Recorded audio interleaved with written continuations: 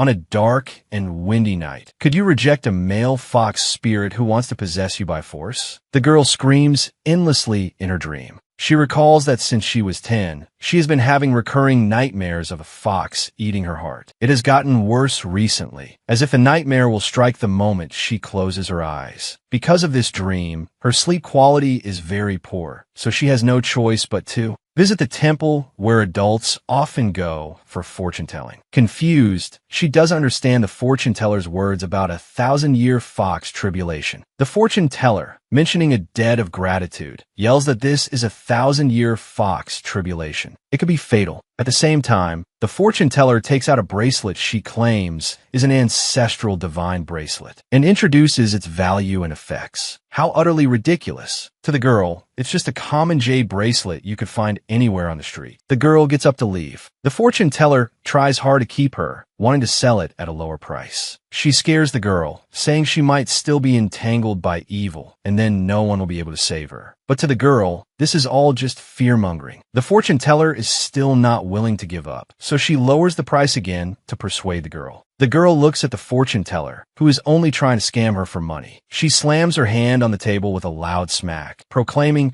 she isn't afraid of any of it. If it dares to come, she'll skin it alive. After saying this, she prepares to turn and leave. The school organizes an overnight trip. The girl, who hasn't slept well because of her nightmares, gives a big stretch. Just then, she hears her companion calling from the side. The bonfire party over there has already started, and she's here to ask the girl to join. It turns out the girl's name is Xiaoying. Her companion almost falls from running too fast. Xiaoying quickly grabs her, telling her to be careful and not run so fast. While her companion feels grateful, someone nearby anxiously calls their names. The game has already started. Xiaoying tries to refuse, saying she's not good at games, but she is dragged along anyway. Everyone eagerly asks Qiying if she has a boy she likes and what type he would be. Xiaoying says she doesn't like anyone and asks for a different question. She wants to switch from truth, claiming she's not good at it, to dare, where she can just do whatever is asked. Just then, a female classmate takes out her phone, opens a group chat, and wants to challenge Qiying. The chat history on the phone shows that less than 2 leave from the campsite. There's a mysterious place that has been sealed off. Everyone starts discussing it, with differing opinions. Some students worry it might be dangerous. The girl who proposed the dare has a cheerful look on her face, saying she heard the place is a bit spooky. She starts to question Qiying's courage. Okay, let's do this one. Unexpectedly, Qiying agrees readily. While the classmates are still in shock, Qiying has already left. Everyone looks at Qiying in disbelief. Unknowingly, Qiying walks past a sign that reads restricted area. Qiying is attracted by the roadside scenery and starts taking pictures casually. Qiying has such courage precisely because she started having nightmares about the fox at age 10. She even took up Taekwondo for self-defense. Even the ghosts in a haunted house would have to give way to her.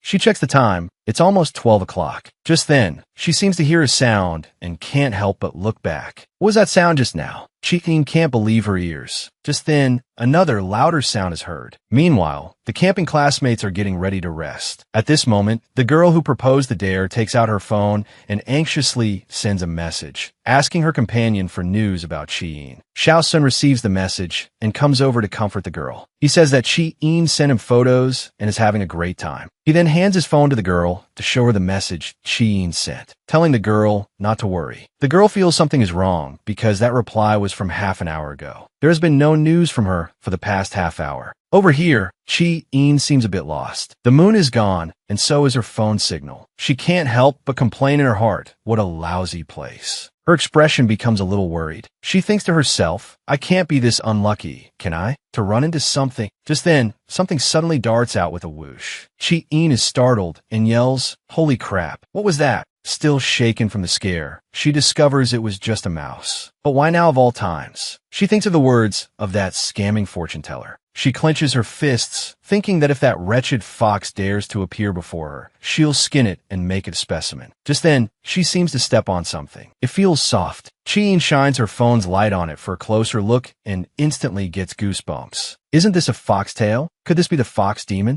At the same time, a charmingly sinister voice sounds in her ear. Whose skin are you going to make into a specimen? Without a second thought, Qiying throws a fierce punch, trying to send this guy away. but it seems to have no effect on this fox demon. Chi-Yin's arm is grabbed firmly. She then notices this guy has 8 tails. Could this be an 8-tailed demon fox? Startled, Chi-Yin slightly regrets not listening to the fortune teller. But a wise person knows when to retreat. Chi-Yin bites down hard on his tail with all her might. Of the 36 stratagems, fleeing is the best. She musters all her strength to escape. But Chi-Yin is too naive because it's completely useless. In a flash, she is pulled into the fox demon's arms again. An angry Chi-Yin yells at the fox demon to get it over with and stop dawdling. The fox demon suddenly sees what Chi-Yin is wearing on her hand and seems to understand something. And so, the tone suddenly changes. He gently takes Chi-Yin's wrist, saying he has been misunderstood. Chi-Yin is confused. The fox demon smiles charmingly and says that the person who found his 9th tail is his benefactor. It turns out Chi-Yin broke the fox demon's seal. So, the severed tail transformed into a bracelet locked onto Chi-Yin's hand. Chi-Yin feels like dying. She didn't find the tail at all. But the fox demon doesn't care what she's saying. He moves closer, holding her hand, wanting to repay his debt of gratitude with all his heart. Chi-Yin is really getting impatient and can't hear a word the fox demon is saying. Just as she's trying to get rid of the fox demon, she hears her companions calling in the distance. She hears clearly that it's Xiao Sun and the others coming to find her. At the same time, before she can react, the fox demon has already fled. Xiao Sun finds Chi-Yin and anxiously asks her, since it's so late, if she encountered any danger. As they prepare to leave, Chi-Yin realizes that the fox is long gone. At this moment, a man who calls him Brother Ran appears from behind, having seemingly witnessed everything that just happened. The man continues to ask Brother Ran what he plans to do next. Brother Ran knows clearly that to truly regain his freedom, he must get his tail back so all his power can return to its rightful owner. The man also advises Brother Ran to change into modern clothes. First, he needs to familiarize himself with the surroundings. Just then, a car stops beside Brother Ran, offering him a ride. He understands. This is the modern mode of transportation you mentioned. When the driver hears his request to just drive around, he glances back in confusion. Brother Ran already has a clear plan in his mind. First, get familiar with the environment. Then, find the woman with the bracelet. Seeing the situation, the driver gets a malicious idea. He turns from a main road onto a small path. It turns out the driver wants to extort money. Brother Ran understands he's encountered scum. He says he's penniless. The driver isn't satisfied. Seeing that Brother Ran is good-looking, he gets lecherous thoughts. Brother Ran gives a slight smile. The driver is still lost in his fantasies, completely unaware of what's about to happen. Suddenly, Brother Ran leans forward, threatening to send the driver to hell for some fun. The driver is scared half to death on the spot. In a flash, the driver is already kneeling behind Brother Ran, begging for mercy. Although legend says the 9-tailed demon fox is capable of all evil, Brother Ran knows he has important business to attend to right now. The driver kneels on the ground, flattering him endlessly just so Brother Ran will spare him. At this point, the driver is completely subservient. Meanwhile, Chi-Yin is concentrating on a puzzle, but finds a piece is missing. She looks down at the bracelet on her hand. She can't take it off no matter what. Feeling uneasy in her desperation, she finds a small knife. Chi-Yin raises the small knife. It turns out she wants to cut it off directly. Just then, Chi-Yin feels her hand being grabbed firmly. The fox demon's voice sounds in her ear. The bracelet can't be cut. You might as well aim for your own heart. Chi-Yin is scared and yells, "Don't." At this moment, the teacher is standing grimly at the podium. It was just a dream. Chi-Yin uses the excuse of not feeling well and sheepishly walks out of the classroom. She raises her hand and sees the bracelet again. She remembers her period also came early. She feels like nothing is going right. Looking at the irremovable fox fur bracelet, Chi-Yin starts to feel suspicious. At this moment, she thinks of the fortune teller's words again. She thinks of the divine bracelet the fortune teller was selling. The scenes replay in her mind. Chi-Yin starts to waver. The next day, Chi-Yin prepares to climb over the wall to go out and buy the fortune teller's bracelet, because she doesn't know what else will happen if she just sits and waits for her doom. At this moment, Chi-Yin is struggling and is just about to get over the wall. However, a voice reaches her ears. She turns around and finds it's that fox demon again, sitting in a tree in normal clothes. Distracted for a moment, Chi-Yin almost falls off the wall. The fox demon sees this and uses his tail to save his so-called benefactor. Then he says with a smile that he changed his clothes specifically. He was about to look for her in her classroom, but found she wasn't there. Chi-in looks down and only then realizes how high up she is. So she demands the fox demon put her down. The fox demon thinks Chi-in is scared and comforts her, saying that with him here, there's no danger. Chi-in impatiently demands that he unlock the bracelet for her. But of course, the fox demon won't agree. The fox demon asks Chi-in what wish she has so he can fulfill it. As repayment, Chi-in looks blank.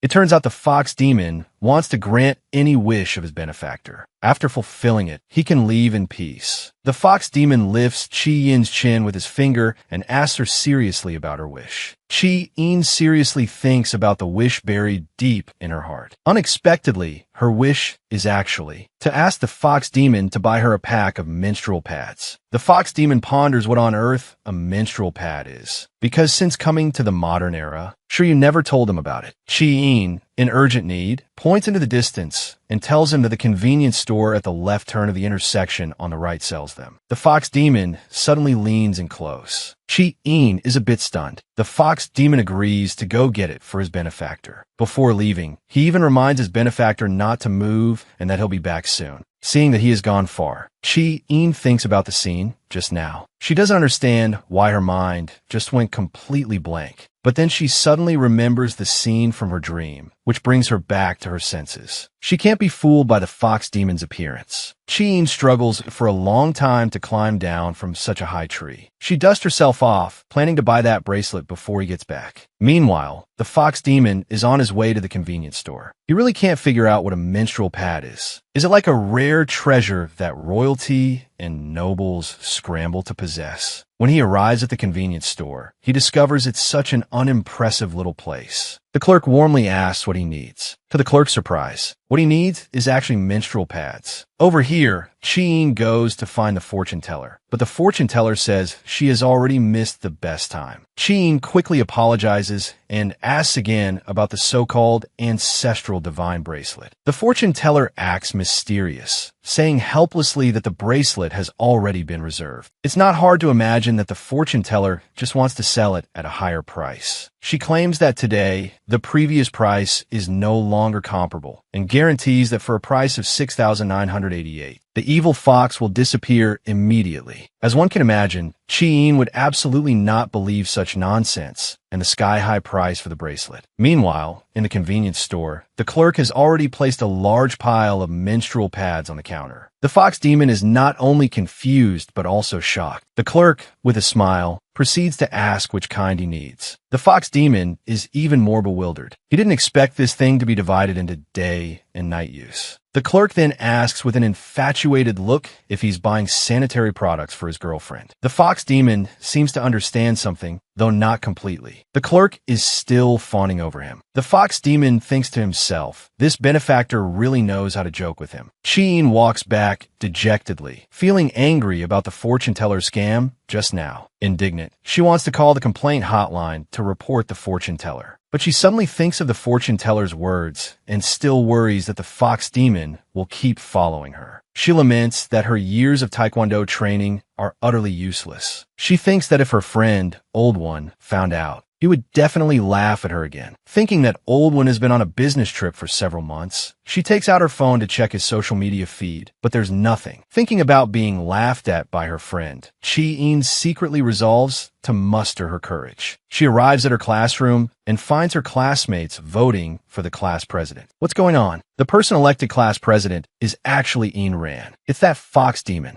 In front of her, a female classmate is talking to Ayn Rand with an infatuated look. Chi-in is completely shocked. Lulu pops up out of nowhere and greets Chi-in. Chi-in asks Lulu in disbelief why Ayn Rand is in their class and why he was elected class president. Lulu is explaining as Chi-in tries to say something. Just then, Ayn Rand interrupts her, saying that Xiaoying is not feeling well today due to her period and is still in some discomfort. Lulu, standing to the side, shows a look of disbelief because she didn't even know Xiaoying was on her period. Chi-in feels that Ayn Rand must have bewitched the entire class to achieve this. At the same time, Ayn Rand unwraps a blueberry-flavored lollipop he just bought at the convenience store and holds it to Chi-in's mouth. Chi-in is stunned. because she can't figure out how Ayn Rand knew her favorite flavor. Chi-Een waves her hand, rejecting the offering from Ayn Rand, and using her period as an excuse. She tells Ayn Rand to sit far away from her. Ayn Rand understands that these things don't seem to affect Chi-Een at all, because everyone is on Ayn Rand's side, only he can't control her. He still knows he needs to find a way to get the bracelet first and not be hasty. So he asks with a smile where Chi-Een is going and casually calls her Xiaoing. Chi-Een coldly states that where she's going is none of his business. Of course, she also doesn't like Ayn Rand calling her that. Ayn Rand tactfully agrees and doesn't press further. Chi-Een seems to have seen through Ayn Rand's cunning tricks. Meanwhile, a hint of sinister conspiracy flashes across Ayn Rand's face. Naturally, he plans to eat Chi-Yin's heart first after he gets his tail back and his powers are restored. In the infirmary, Chi-Yin clutches the blanket tightly. It turns out she's having that dream again, muttering restlessly in her sleep. Ayn Rand is watching over her from the side, but he doesn't understand why Chi-Yin dislikes him so much. Not understanding where the problem lies, he looks at Chi-Yin curled up on the bed. Just then, Lulu walks to the door and asks with concern about Chi-Yin's condition. Ayn Rand replies, looking at her, she's so uncomfortable she started talking nonsense. So, considering that Chi-Yin doesn't like Ayn Rand, Lulu asks Ayn Rand to go back and let her take care of her. But Ayn Rand proudly mentions that Chi-Yin asked him to buy her menstrual pads. Lulu blushes, finding it hard to believe. Since their relationship is so good, Lulu offers the medicine and volunteers Ayn Rand to take care of Chi-Yin. After giving Ayn Rand instructions, Lulu leaves. Lulu closes the door and hides behind it, still racking her brains trying to figure out what's going on. Ayn Rand gently strokes Chi-Yin's face with his tail. He thinks to himself, she was so arrogant just now, but isn't she still just a weak woman? Ayn Rand reminds Chi-Yin to take her medicine, but hears her muttering to herself. At this moment, Chi-Yin's eyes flutter open. She sits up and finds Ayn Rand by her side again. She blocks Ayn Rand's exposed tail with her hand, telling him to hide it so others won't see. Ayn Rand knows in his heart that only his benefactor can see it. He holds the medicine, wanting his benefactor to drink it first. Chi-Yin is ungrateful, afraid that Ayn Rand has poisoned it. Ayn Rand is willing to take a sip first, to prove his innocence. Chi-Yin's imagination runs wild, thinking she's like Wu Dalong being framed. Then she imagines she's Wu Song and instantly sobers up. She sees that the bowl holding the medicine is one Lulu used for her before, so she knows Lulu brought it. Although she's been found out, and it was Ayn Rand who was taking care of Chi-Yin all along, she is still ungrateful. Chi-Yin feels a sharp pain in her stomach and decides to just drink the medicine first. Outside the infirmary, Lulu is curious to know what they are talking about so intimately, but she's too far away to hear clearly. Lulu is squatting at the door, peeking. Xiao Sun comes over and sees her, curiously asking why she isn't inside. After finishing the medicine, Chi-Yin turns over and tells Ayn Rand to leave. Xiao Sun walks inside and asks curiously, is this that Ayn Rand who suddenly appeared at school? Chi-Yin is startled by the voice, thinking that besides herself, Xiao Sun feels the same way. Meeting for the first time, Xiao Sun politely greets Ayn Rand. Seeing Xiao Sun, Chi-Yin realizes something and then asks him if the data he was compiling is ready. She then sends Ayn Rand away so she can talk to Xiao Sun. Ayn Rand doesn't linger and gets up to leave immediately. The two brush past each other. Ayn Rand feels in his heart that he will get to know this person, Xiao Sun, very soon. Chi-Yin also curiously asks Xiao Sun if this is really his first time meeting Ayn Rand. Xiao Sun also feels that although it's their first meeting, he suddenly feels like he's known him for a long time. But looking at Chi-Yin, is she asking me for help? What happened? Before Chi-Yin can speak, he reaches out and strokes Chi-Yin's head. Don't worry, I'm on your side. This instantly makes Chi-Yin explode, complaining that his hand messed up her hair. As soon as Xiao Sun comes out, he sees Lulu eavesdropping at the door. Lulu tries to flee, but is pulled back by Xiao Sun. Xiao Sun wants to know what Chi-Yin is most afraid of, but Lulu immediately denies knowing. Then he asks again, what is Chi-Yin most afraid of? Or does she know her weakness? The school bell rings for dismissal. Chi-Yin slings her bag over her shoulder and says goodbye to Lulu.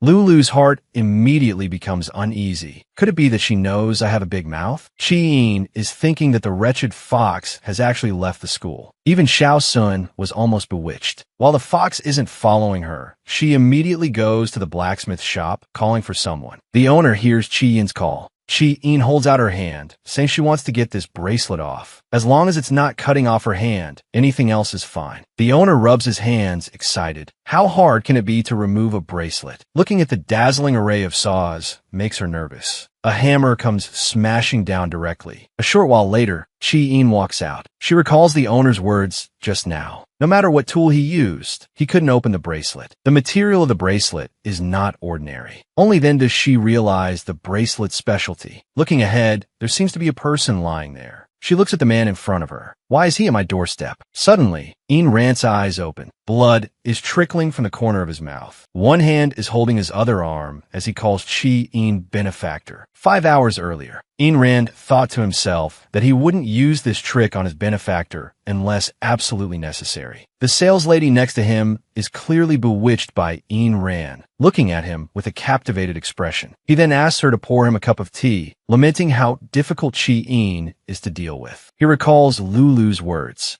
Chi-In has a sharp tongue, but a soft heart. She responds to soft tactics, not hard ones. And when it comes to small animals, Chi-In is even warmer. After hearing these words, Ayn Rand turns and leaves. Lulu still wants to call him back. Afterwards, he walks alone down the street. Shiryu is behind him, explaining the modern era. He needs to adapt to modern life and habits. Look at me. I'm thriving with my cute appearance. But this is all thanks to Ayn Rand's help. Shiryu gives a thumbs up, saying that if he needs any help in the future, just ask. After hearing Shiryu's words, he starts to think that I put in effort to adapt to short hair, but how can I compare to others? While Chi-In is at the blacksmith hammering the bracelet, Ayn Rand feels his heart beating. He can sense the bracelet more clearly. Someone nearby is shouting about how good their bread is, fresh strawberry jam bread. Ayn Rand stops upon hearing strawberry jam. Back to 5 hours later, Ayn Rand calls out benefactor, and after calling out, his head tilts and he faints. Seeing his condition, Chi-In immediately supports the collapsing Ayn Rand, calling his name. However, Ayn Rand is secretly delighted. Chi-In continues to show concern for him. He presses his chest and says pitifully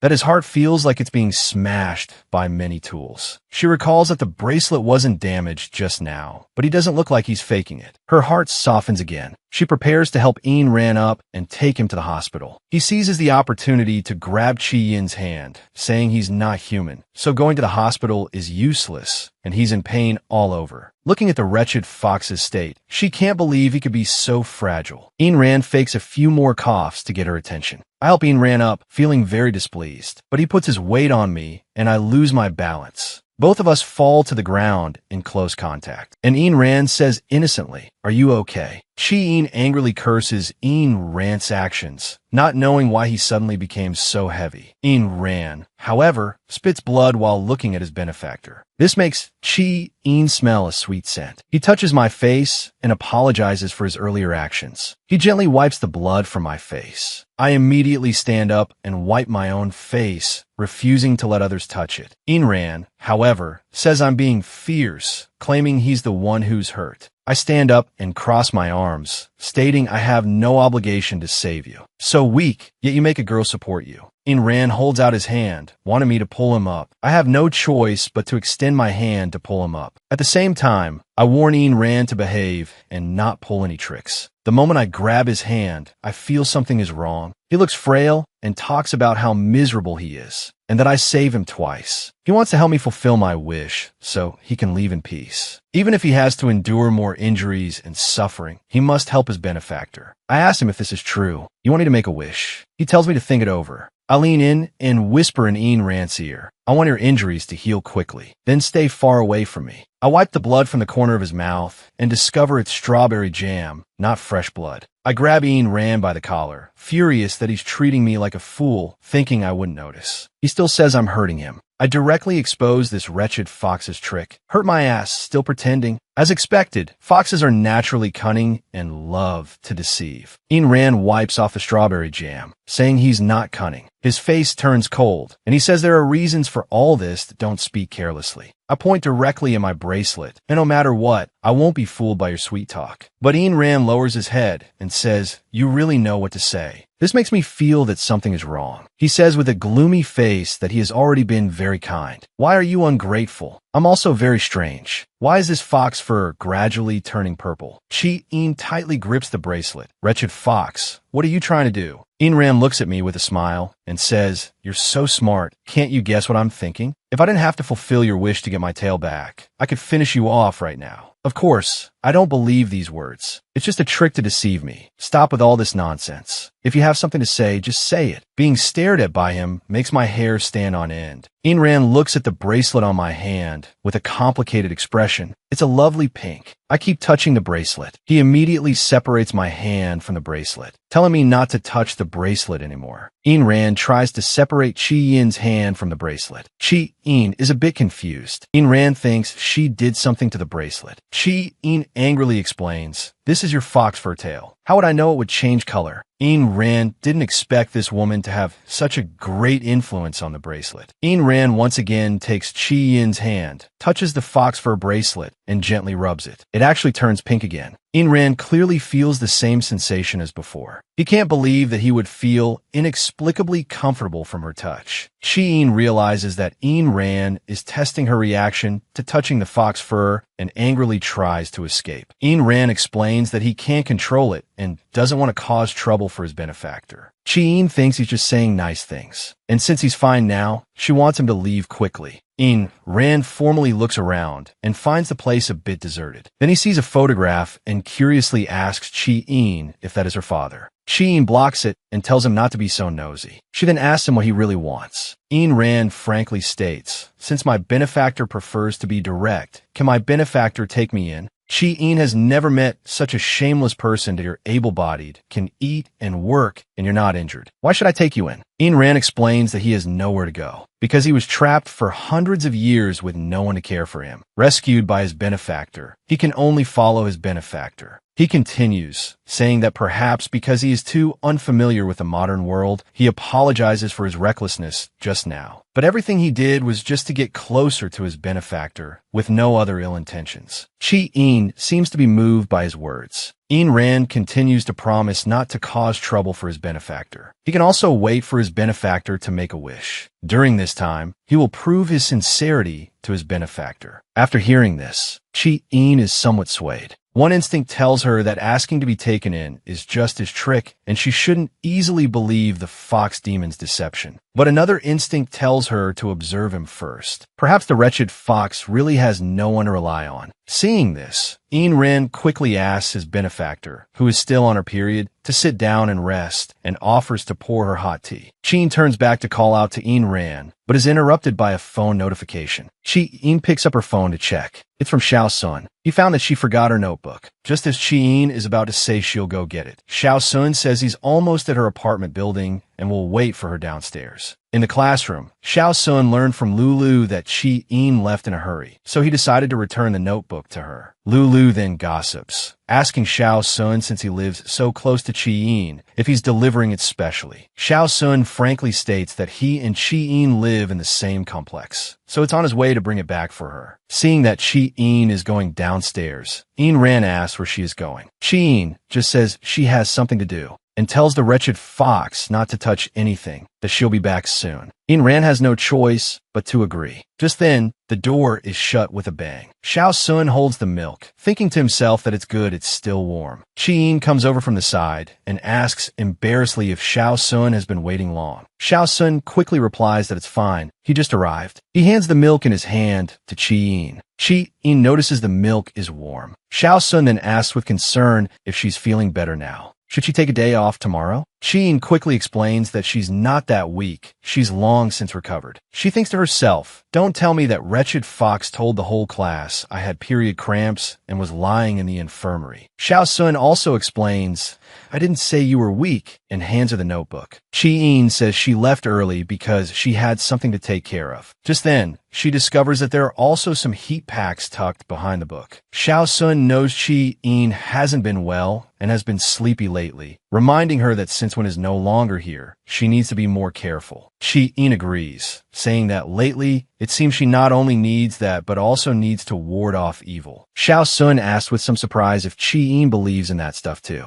Chi-in is a bit helpless. Xiao Sun comforts her, saying that even if there is, it would be a guardian spirit by her side, so there's no need to worry about any evil spirits. These words make Chi-in think of the big trouble she has at home. She thanks Xiao Sun and says she'll treat him to a meal another day, then turns to go home. Xiao Sun quickly reminds her to remember to wear an extra layer of clothing at night. Xiao Sun stands there watching Chi-in quickly walk away. Xiao Sun knows in his heart that he didn't do all this just so Chi-in would treat him to a meal. Xiao Sun originally had a question he wanted to ask Chi-in because he had vaguely heard the new guy call Chi-in benefactor. So he wanted to know why that guy would call Chi-in benefactor. Chi-in arrives home and pushes open the door. She suddenly remembers, doesn't that wretched fox need to do homework? She can't even see his school bag. She walks in, but finds no one in the room. Chi-in suddenly has a bad feeling. Then she hears a clattering sound. Chi-in wonders what that sound is. Judging by the sound, it's coming from upstairs. She thinks it must be the wretched fox. Chi-in runs upstairs and angrily asks the wretched fox what he's doing. Before she can finish her sentence, she sees Ayn Rand squatting on the floor, with a pile of puzzle pieces scattered on the floor. Ayn Rand quickly explains it wasn't on purpose and asks Chi-in if these are important. Chi-in stands there stunned, looking at her puzzle. This was the part she had painstakingly just finished yesterday. At this moment, Chi-in wishes she could beat him up. Ayn Rand sees that there are many more on the benefactor's bookshelf and asks if she likes to collect puzzles. He explains that he can buy a new one for his benefactor. Because this is something Chi-in spent a lot of time and energy to complete, it can't be bought with money. Angry, she no longer wants to take Ayn Rand in. While apologizing, Ayn Rand thinks that perhaps he can start with her puzzles in the future, and promises to help her reassemble it. But Chi-in says it took her a very long time, and it's not as simple as he thinks. But Ayn Rand doesn't seem to think it's difficult at all. Chi-in lets out a cold laugh. Then she takes out a 29-piece puzzle and declares that if Ayn Rand can finish it in 5 minutes, she will continue to let him stay. With that, she prepares to start the timer. It turns out the difficulty of this puzzle lies in its 5 true corners. Not only that, but many pieces are designed with straight edges, any of which could be a border piece. So as time slowly ticks by, one needs to constantly rearrange and can only keep trying. Even a novice could spend hours and still not be able to solve it. Ayn Rand stares thoughtfully at the puzzle pieces in his hand. Chi-in states that even she took almost half an hour at her fastest. She thinks to herself that the wretched fox has never encountered this kind of puzzle before, so she stands aside with confidence. Just then, Ayn Rand smiles and holds up the completed puzzle for my benefactor's inspection. Chi-in has a look of utter disbelief, snatching it to take a look. Because it's only been 2 minutes, Chi-in suspects he must have done it before. How could it be so fast? Ayn Rand explains that he can solve a 24-post Lubon lock in less than a minute, let alone this simple puzzle. Chi-in feels a wave of annoyance.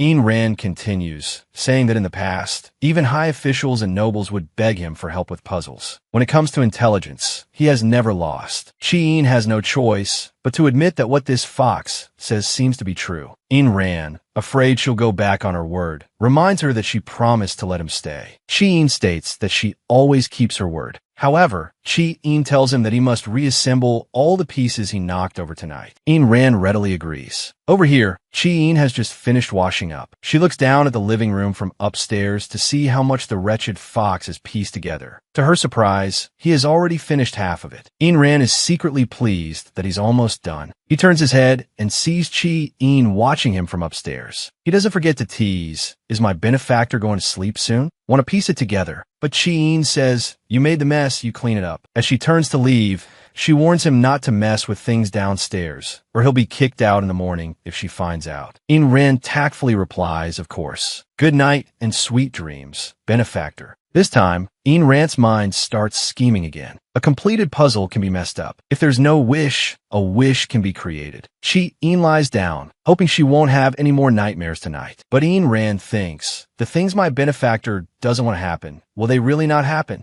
Ayn Rand looks at Chi-in, who is in the same house as him, yet can sleep so soundly, as if she trusts him completely. So he slowly sits on the edge of Chi-Yin's bed. His tail gently brushes against Chi-Yin's blanket. He doesn't want to pretend anymore. Just then, Chi-Yin sits up abruptly. After calming down, she realizes it was just another nightmare. She gets out of bed to open the door. As she goes downstairs, she keeps thinking another unlucky dream so early in the morning. Just then, she sees the completed puzzle on the table. She is surprised to find that the wretched fox really finished it all. Looking closely, she sees a sticky note placed beside it. She picks up the note and sees it says, "I heard the greatest sense of accomplishment comes from placing the last piece of a puzzle, so I left it for my benefactor." She thinks to herself that the wretched fox is quite thoughtful. Seeing his good attitude, she decides to forgive him for last night's incident for now. Just then, Chi-Yin looks around and realizes she can't see any sign of Ayn Rand again.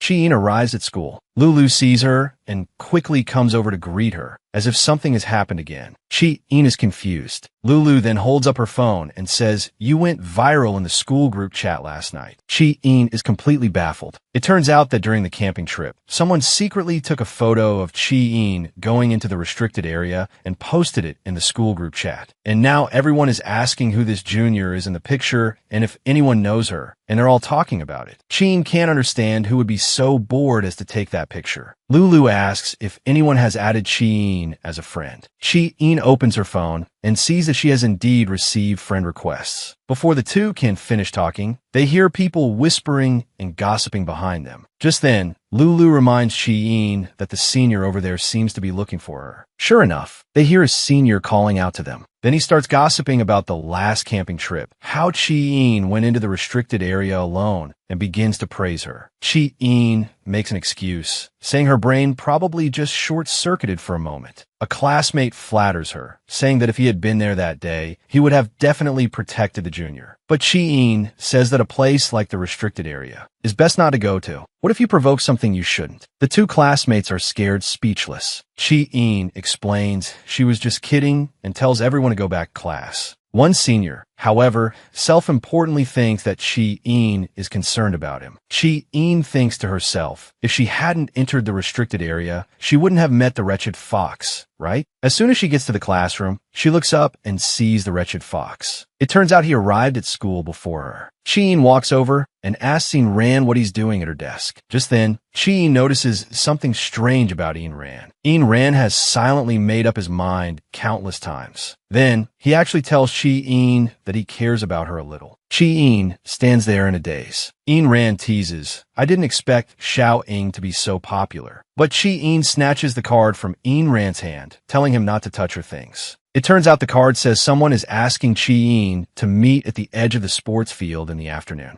Ayn Rand asks if she will go. Lulu is worried and wants to go with her, but Chi-Yin refuses, saying she doesn't know this person. The dismissal bell rings. Ayn Rand is lying leisurely on a tree branch. Thinking that he hasn't made much progress in the few days he's been here, he remembers the words of that old geezer, the heavenly god. Only by fulfilling the sincere wish of the person who found his severed tail can he regain his freedom. But Ayn Rand feels that the woman doesn't seem to have any wishes. She has everything she needs and scorns money. Ordinary wishes won't work on her. He has to approach it from another angle. A voice reaches his ears. A girl calls out to Chi-Yin. It turns out Chi-Yin really went to the meeting. Chi-Yin holds a note and looks at the girl in confusion. The girl says she really wants to be friends with her. The girl sees Chi-Yin's confusion and says shyly that she just wants to get to know her. Chi-Yin grabs the girl's hand and comforts her, "Don't be nervous. Let's go sit over there for a while." The girl agrees uneasily. Ayn Rand mutters from the tree. Chi-Yin is quite gentle with her classmates. Is it only with girls? Two other girls walk over, see Chi-Yin walking with another girl, and can't help but whisper among themselves, thinking the girl is using Chi-Yin's good nature to get a protector. The two are mocking the girl when Ayn Rand walks over and greets them. The two are startled, not knowing when this handsome guy appeared. Ayn Rand then curiously asks them if they have anything else to reveal about the topic of Chi-Yin they were just discussing. Meanwhile, Chi-Yin is chatting with the girl. Her impression of her is that she suddenly ran up to her last time, didn't say anything, and then ran away. The girl says timidly that she wanted to say something, but never dared. The girl says that when everyone heard she liked Chi-in, she was ridiculed, but she still gathered the courage to write a note to Chi-in. Chi-in comforts her. From now on, we're friends. You don't have to be shy. You can say whatever you want. The girl notices that Chi-in changed her hair tie today and compliments it. Chi-in says the girl's hair is also very suitable for a hair tie. The girl is a bit embarrassed. Chi-in says there's nothing wrong with it, as long as you're happy. The girl looks at Chi-in with admiration because she thinks Chi-in is both beautiful and kind-hearted. It's hard not to like her. During another break,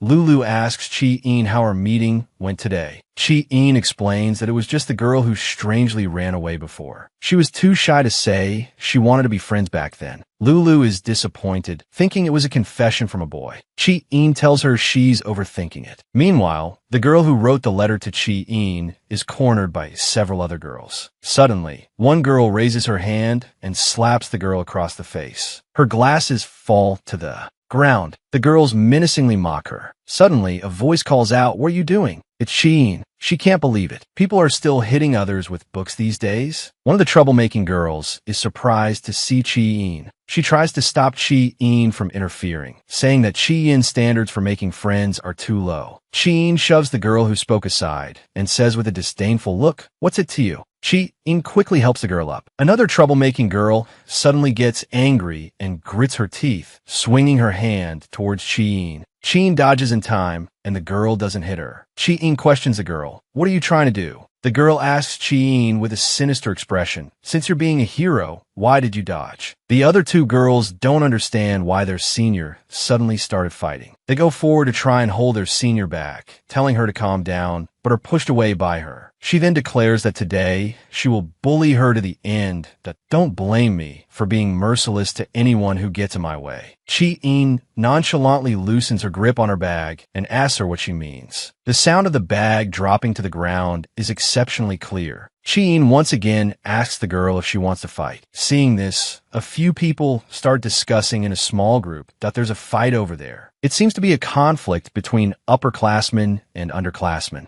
In-ran, however, calmly witnesses everything that has just happened. He thinks to himself that the time is about right. Just then, Chi-in is sitting on the ground, clutching her stomach. The girl worriedly supports the injured Chi-in. The troublemaking girl declares, "How dare you little chicks fight with me?" Before she can finish her sentence, a hand suddenly swings out from the side. With a loud smack, it hits the girl's face. It's In-ran. In-ran asks with concern if Chi-in is hurt. It turns out that everything that just happened was the first step for In-ran to gain Chi-in's trust. In-ran continues to show concern for Xiao-in. Chi-in asks in confusion how In-ran got here. Then she points to the troublemaking senior who has now fainted and tells In-ran he came at the right time. The girl at the side exclaims in admiration, as expected of Chi-in, "Your taekwondo is so amazing." Chi-in is speechless, her world cracking on the spot. In the office, the teacher slams a ruler on the desk with a loud crack. The girl quickly admits her mistake, saying she won't do it again, and begs the teacher not to call her mom. Chi-in tries to protect the girl, explaining that the senior started it. The teacher thinks Chi-in actually dares to talk back. Angrily, he slams the ruler on the desk again. In-ran walks in at this moment and explains that he saw it with his own eyes, testifying for Chi-in and the girl. But the teacher says knowing taekwondo is not for hurting classmates. The person is still in the infirmary, and you're still making excuses. It's simply unreasonable. The school will not keep such a student. At this, Chi-in stands there in disbelief. 1 hour earlier, In-ran was controlling all of this from the tree. The senior's consciousness was controlled by a voice. This voice told her that no matter who tried to stop her, she must do what she wanted to do to the very end. After the incident, 2 classmates helped the unusually behaved senior to leave. The girl is still worried, afraid of the teacher finding out what happened. Chi-in comforts the girl, telling her not to be afraid, that the teacher won't be unreasonable. In-ran sits next to Chi-in, curiously asking about her taekwondo skills. After replying, Chi-in asks him how he knew she was here just now. In-ran answers that he heard people talking over there, but he didn't expect Chi-in to be able to take them all down by herself. Chi-in says disdainfully that of course she can handle such a small matter, and tells In-ran to just not cause any trouble. In-ran is left speechless. After being advised to withdraw from school by the teacher, Chi-in stands there in disbelief. The teacher's expression is strange as she again mentions the punishment of expulsion. Then the teacher explains that this was the original plan, but In-ran pleaded for them. Chi-in is a bit confused. The teacher continues, saying that injuring someone is a very serious matter. Since In-ran explained the cause and effect, and that girl doesn't blame Chi-in, what just happened was only a warning. Chi-in sincerely states her willingness to accept the consequences, but it's a fact that the senior was bullying a classmate, and she hopes the teacher will investigate thoroughly. The teacher, using the senior's injury as a reason, scolds her loudly, telling her not to worry about it. As for the punishment for injuring someone, it is to go clean the sports equipment room right now for a whole week. Chi-in agrees and sheepishly turns to leave. She curiously whispers to In-ran, asking what he said to the teacher. The teacher at the side, seeing this, was so scared by Teacher Chin's terrifying appearance just now that she didn't dare to make sound. Then she asks with concern how this was handled. Teacher Chin instantly sobers up, explaining that they should just pretend they didn't see what happened. She doesn't know what got into her, spouting a bunch of nonsense and even threatening them with expulsion. Then she angrily yells at Teacher Shui across from her to manage her students and stop them from bullying students in her class, saying she needs to have a talk with them. Over here, Chi-in is cleaning while thinking about what just happened. She doesn't know why, but she feels that everything happened very strangely. She recalls hearing the conversation between the female classmates and the senior outside the infirmary earlier. She felt the senior had become a complete stranger in an instant. So, Chi-in walks to the door and apologizes to the senior. The two female classmates, however, are relentless. The senior is extremely annoyed and doesn't want to pursue the matter, thinking she must have had some terrible luck. It was all so inexplicable. Chi-in stands there, not knowing what else to say. Chi-in thinks about the senior's inexplicable provocation and the teacher's threat of expulsion. No matter how she thinks about it, something still feels off. In-ran walks over at some point and asks with concern if Chi-in needs any help. Chi-in is suspicious, feeling that In-ran has helped her a lot tonight. Even the teacher specifically said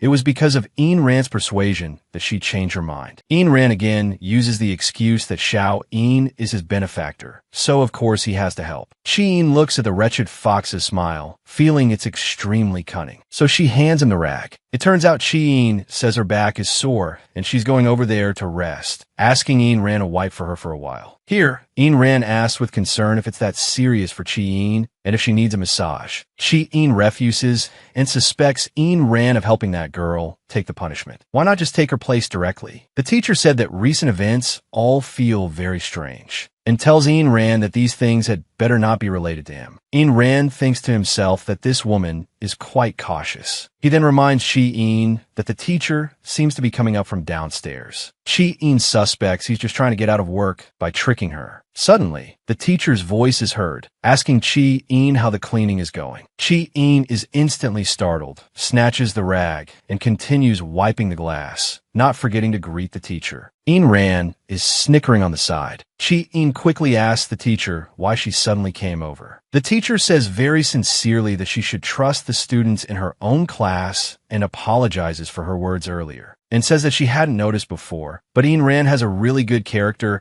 and is willing to help his classmates. She then continues, saying that Xiao Sun and Lulu were also asking about this matter just now, and tells Chi-in to go home early after she's done and not stay too late. Chi-in is a bit overwhelmed by the favor. As the teacher is about to leave, she jokes to Chi-in that she wants to learn Taekwondo someday, the kind that doesn't hurt people. Chi-in watches the teacher walk away, thinking that the teacher really hasn't changed. Suddenly, it occurs to her that the teacher just said In-ran has a good heart. It's almost certain she was bewitched by the wretched fox. In-ran quickly says it's a good thing the teacher didn't blame his benefactor. Chi-in rolls her eyes at the hypocritical In-ran. Just then, Chi-in sees a stain on the glass that's a bit high and asks In-ran to bend down. She says she can't reach it up there and needs to trouble him for help. He wouldn't refuse, would he? In-ran says of course he wouldn't refuse his benefactor's request and reminds her to be careful. Chi-in then lifts her foot to step on him. After standing on him, she sees the wretched fox has no reaction and thinks he must have a guilty conscience. Ain Rand, squatting below, asks Chi-In if she can reach it. At this moment, Chi-Yin's mischievous thoughts are written all over her face. She keeps telling Ain Rand to adjust his position left and right. But Ain Rand says, as long as Xiaoying is happy. This is nothing to me. Seeing him say this, Chi-In again makes him shift his position left and then right. Ain Rand can't figure out what little trick this woman is playing. Chi-In sees a dirty spot she can't reach and asks Ain Rand to adjust again. But Ain Rand doesn't move. She thinks to herself that this fox is too weak. But Ain Rand says moving like this is too much trouble and prepares to stand up. Chi-In screams, not knowing what he's about to do.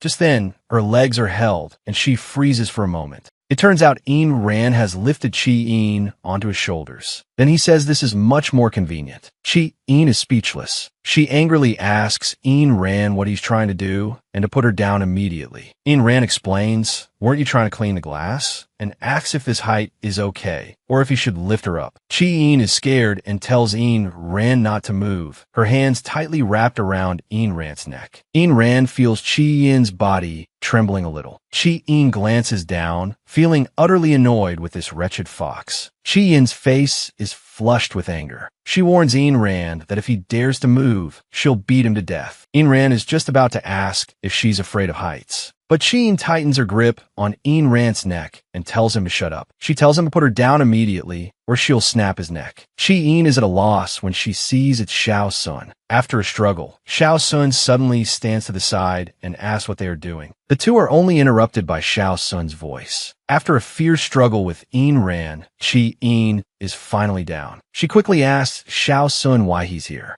Ain Rand thinks to himself, is this woman part cat? First scratching my neck, then shaking my tail. Xiao Sun explains that he heard from the teacher that Chi-In was still cleaning, so he came to see if she needed help. Chi-In thanks him embarrassedly, saying she's about to go back. She then asks where Lulu is. Xiao Sun says Lulu is waiting at the milk tea shop and tells Chi-In to go ahead first. Then he glances at Ain Rand. Ain Rand says bye-bye to Xiaoying, saying he'll clean up. Chi-In is speechless, saying she'll clean it herself tomorrow. As she leaves, she feels annoyed. She really didn't want the wretched fox to see her like that. Now only Xiao Sun and Ain Rand are left. Ain Rand asks Xiao Sun if he's going to clean up with him. Xiao Sun says he's going to help Chi-In clean up and tells Ain Rand to stop pestering her. Ain Rand retorts unfriendly to Xiao Sun. Xiao Sun continues to ask Ain Rand, can't you see Chi-Yin's reluctance? Ain Rand smiles disdainfully and continues to ask Xiao Sun who he is to her, I'm just here to help. Aren't you overthinking things? Then he hands a rag to Xiao Sun, saying that since he's willing to help her clean up, he can do the rest. The two stare at each other for a moment before Ain Rand turns and leaves, rubbing his neck and thinking that the woman's grip is quite strong. Xiao Sun stands there, feeling a strangely familiar sense of danger. Meanwhile, in the coffee shop, Lulu waves at Chi-In, signaling that she's over here. Chi-In asks in confusion why Lulu suddenly came here, as it's very expensive. Lulu explains that the small food stalls around the school have all disappeared, and comforts herself that if she can't have a savory crepe, a cup of milk tea is fine. Lulu laments that she didn't expect the breakfast cart Ain Rand treated them to would be the last time. If she had known, she would have eaten more. Chi-In reminds Lulu to be careful of people who treat others for no reason. Before she can finish her sentence, Ain Rand is standing behind her. Lulu looks happily at the suddenly appearing Ain Rand. Chi-In questions Ain Rand about cleaning up so quickly, while Ain Rand hands a cup of milk tea over, which Chi-In refuses. Lulu is disappointed to see that Ain Rand bought a cup of milk tea for Xiaoying. Just then, Ain Rand tells Chi-In to look at his injured neck. Lulu is surprised, not knowing what happened. Chi-In guiltily explained that he made the mess, and it had nothing to do with him. Just as Ain Rand was about to say something, he was interrupted by Chi-In, who asked Ain Rand why the milk tea was so expensive, costing over 40 yuan. Ain Rand said he just told the clerk to get the best tasting one. He caringly asked if Xiaoying didn't like it. Chi-In looked at Ain Rand, puzzled, and asked him where he got so much money. Chi-In became suspicious about where Ain Rand got so much money because he had bought him the most expensive milk tea. Ain Rand denied being rich, saying he had no money. Chi-In seemed to think of something and looked at him in disbelief. But Ain Rand said that his face was his pass. Chi-in stared at him dumbfounded. Then he quietly questioned Ran, asking if he hadn't paid for this treat and the previous ones. Ran asked Xiao-in if he wasn't curious why he could grant his wishes. He then explained that everything was within reach, needing only a word from Chi-in. Chi-in stood there, stunned. Ran then got up, wanting to prove it to him. Then, Ran was heard shamelessly greeting everyone. He then said that the weather was nice today, a good day for a free meal. After speaking, he looked at everyone confidently. All the customers in the shop started to discuss it. Is this today's promotion? Or is he putting on a show? Ran then said loudly that all the food today was free and invited everyone to enjoy it. A clerk saw that the one speaking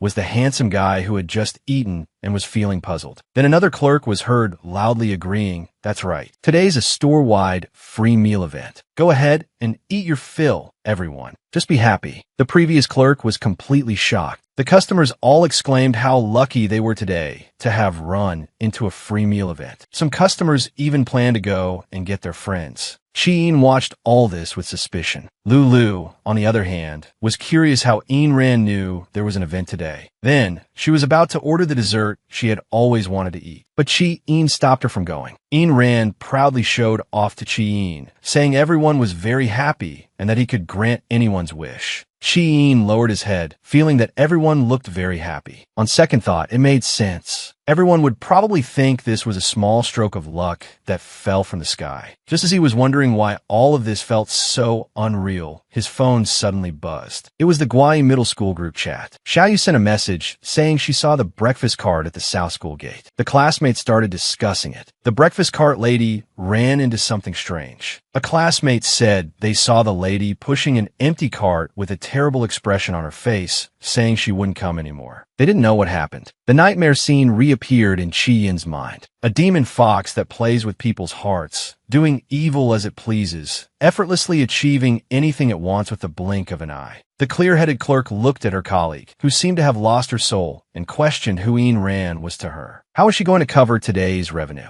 Chi-in looked at Ran, standing before him in human form. But he knew he was a fox demon, and everything was just an illusion. Ran's carefully laid traps were just waiting for him to jump in willingly. Ran saw Chi-in's hesitation, and an evil expression appeared on his face. Chi-in walked to the front counter. He confusedly asked the clerk if there was a free meal event today. Was it a last-minute promotion? The clear-headed clerk said her colleague was usually so poor she ate instant noodles. She didn't understand what was wrong with her today. She wouldn't listen no matter how she tried to persuade her. Chi-in felt this was too strange. It was clearly the stinky fox's trick from when he ordered earlier. So he turned around and questioned Ran if he did it. Chi-in was angry at Ran's reckless actions and told him to quickly restore that clerk to normal. But Ran said, "Benefactor, you don't need to care so much about others." The reason was that the clerk had nothing to do with Chi-in. Chi-in stood there, stunned with anger. He loudly scolded Ran for being terrible. At this, Ran's heart felt as if it had been stabbed. He asked Chi-in what he was saying. Chi-in said the price of Ran granting wishes was built on the suffering of others. This didn't count as granting wishes at all. The two of them locked eyes.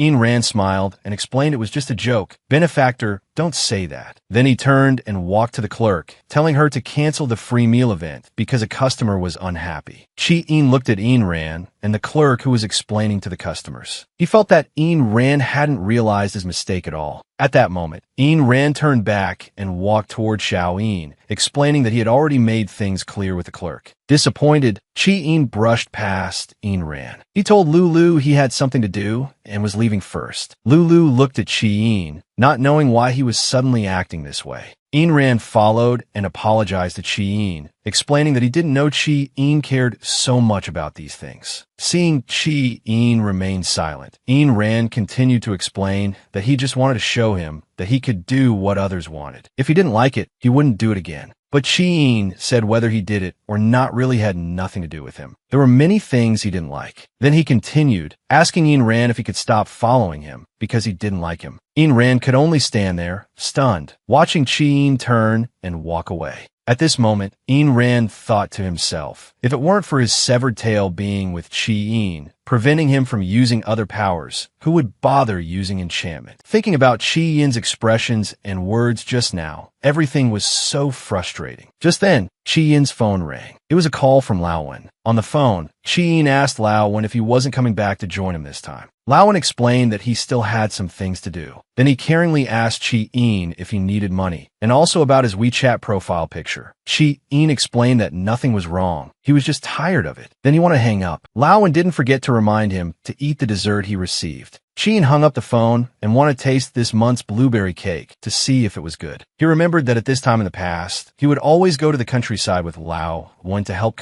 pick blueberries. This seemed to be the first time he was alone. Thinking that he wouldn't have to listen to Lao-Wen's nagging this time, he happily savored the cake. Just then, his phone buzzed. It was good news from the group chat. A classmate saw that the breakfast lady was back at the school gate, and she looked very happy. It seemed like there were even more people buying snacks than before. Chi-In didn't understand the situation. That wasn't what they were saying just a moment ago. Then Chi-In saw a message. It turned out a handsome guy had given the lady a large sum of money. There was a photo attached to the message. Chi-In zoomed in and took a closer look. Why is the stinky fox there? Chi-In, who was staring at the picture, was startled by a phone call. He accidentally answered it. It was a video call from Ain Rand, asking if he had gotten home safely. Chi-In angrily asked Ain Rand how he got his number. Ain Rand explained that he bought a communication device, specifically to contact Chi-In. He told him not to hang up and then asked if he had seen the message in the group chat. Seeing this, Chi-In pressed Ain Rand about the person who gave the breakfast lady a lot of money, asking if he was up to some trick again. Ain Rand explained, "How could I make my benefactor angry again? I just sent the money to that clerk as well." When Chi-In questioned where he got the money, Ain Rand said that he earned this money himself. Then he said he was right outside the door and had brought the evidence. Just then, Chi-In heard a knock on the door, thinking, what trick is he playing now? Chi-In opened the door and questioned Ain Rand, "Since your face is your pass, do you still need to earn money?" Seeing Ain Rand's clothes, he didn't understand his style of dress. But Ain Rand said it was to make up for his mistake. Just as Ain Rand handed some things to Chi-In, his phone rang. After he answered, the person on the other end asked if Ain Rand was still coming tomorrow and that they were willing to pay double. Chi-In looked at the pictures in his hand and asked Ain Rand with confusion if he had been working part-time as a clothing model. Looking at such ridiculous and ugly clothes, Chi-In instantly felt his eyes burn. But Ain Rand explained that to make up for his mistake, he could only sell his face. Chi-In, holding the pictures, asked Ain Rand, "Is this your method of compensation?" Ain Rand asked if Chi-In was still angry. But Chi-In told him that if he had time to hang around here, he might as well do more good deeds like this. Chi-In continued to explain that the things Ain Rand does have appeared in his dreams. Ain Rand listened with confusion as Chi-In said that before meeting him, he had nightmares about a fox every day, which is why he learned Taekwondo for self-defense. Besides, something as good as a wish falling from the sky is usually a disaster. Who knows if I'll be eaten? Ain Rand finally understood. So that's how it is. He then moved closer to Chi-In, secretly delighted that his benefactor said he didn't like him, but dreamed of him every day. Chi-In didn't expect him to think that way. Ain Rand didn't care if Chi-In was angry and continued to ask if the him in the dreams was also this handsome. What do we do in the dreams? Chi-In had never seen someone so narcissistic. Ain Rand continued, could it be some kind of fated connection? Ain Rand gently lifted Chi-Yin's face, explaining that someone he knew also seemed to have a mole under their eye. At that moment, Chi-In threw a punch, saying angrily, "Who has a fated connection with you?" Ain Rand's tail gently curled up and wrapped around Chi-Yin's hands, explaining, "I was just kidding, benefactor. Don't be so violent." Chi-In was angry, not expecting the stinky fox to use his tail again. Ain Rand explained that he had just made such a big sacrifice and urged his benefactor not to be angry anymore. Then he gently rubbed Chi-Yin's face with his tail, telling Chi-In that he wouldn't do anything and the nightmare wouldn't happen, that I will be very good to my benefactor. Chi-in told him to stop it and let him go first. Ain Rand explained that he was just defending himself and hoped they could get along peacefully in the future. Chi-in agreed. Ain Rand released Chi-in. Suddenly, Chi-in slammed into Ain Rand's chest. It turned out he was just pretending to agree to a peaceful coexistence. Chi-in continued to provoke him. If you have the guts, don't use your tail in the future. I don't believe I'll lose in a fight. Ain Rand thought to himself, so hard to please. Then Chi-in explained that he had to go out tomorrow and would only be back the day after. He didn't want to waste any more words on Ain Rand and reminded Ain Rand to fend for himself for the next 2 days. Ain Rand watched Chi-in walk away. Hearing Chi-in tell him to fend for himself, he thought, how could that be? The next day, Chi-in, dressed in a black tracksuit, remarked that the weather was nice and sunny. It seemed like it would be a good harvest. Suddenly, he saw a dark figure over there. It was Ain Rand again. He wished Chi-in a good morning and asked where he was going, offering to give him a ride. Chi-in then understood why he couldn't see Ain Rand early in the morning. He had gone to book a car. The driver said Ain Rand had been waiting here for a long time. Chi-in saw a car approaching from behind and said he had already booked it last night. Then the two of them got into the car Chi-in had booked, one after the other. Ain Rand didn't understand why he wouldn't take a nice car. After getting on, he heard an Annie warmly greet Chi-in, asking if he was also going to the countryside and showering him with praise. Chi-in turned to Ain Rand and said he was going to the countryside to help pick blueberries, telling him not to follow. But Ain Rand shamelessly said, of course, I'm going to help. He didn't forget to politely greet the Annies on the bus. Chi-in thought to himself, the stinky fox is all smiles now. I'll definitely make him do a lot of hard labor later. In the blueberry orchard, Ain Rand asked Chi-in, do we have to wear this hat to pick? But Chi-in said, if you don't want to be baked to death by the sun, of course you have to wear it. Ain Rand then asked, benefactor, why did you give me such a shabby hat? Chi-in thought to himself, of course I deliberately chose a shabby hat for him, and I won't let him change it. He came over with a basket and saw them still bickering. She comforted them, saying it was hard work this time, and she would treat them to a big meal when they were done.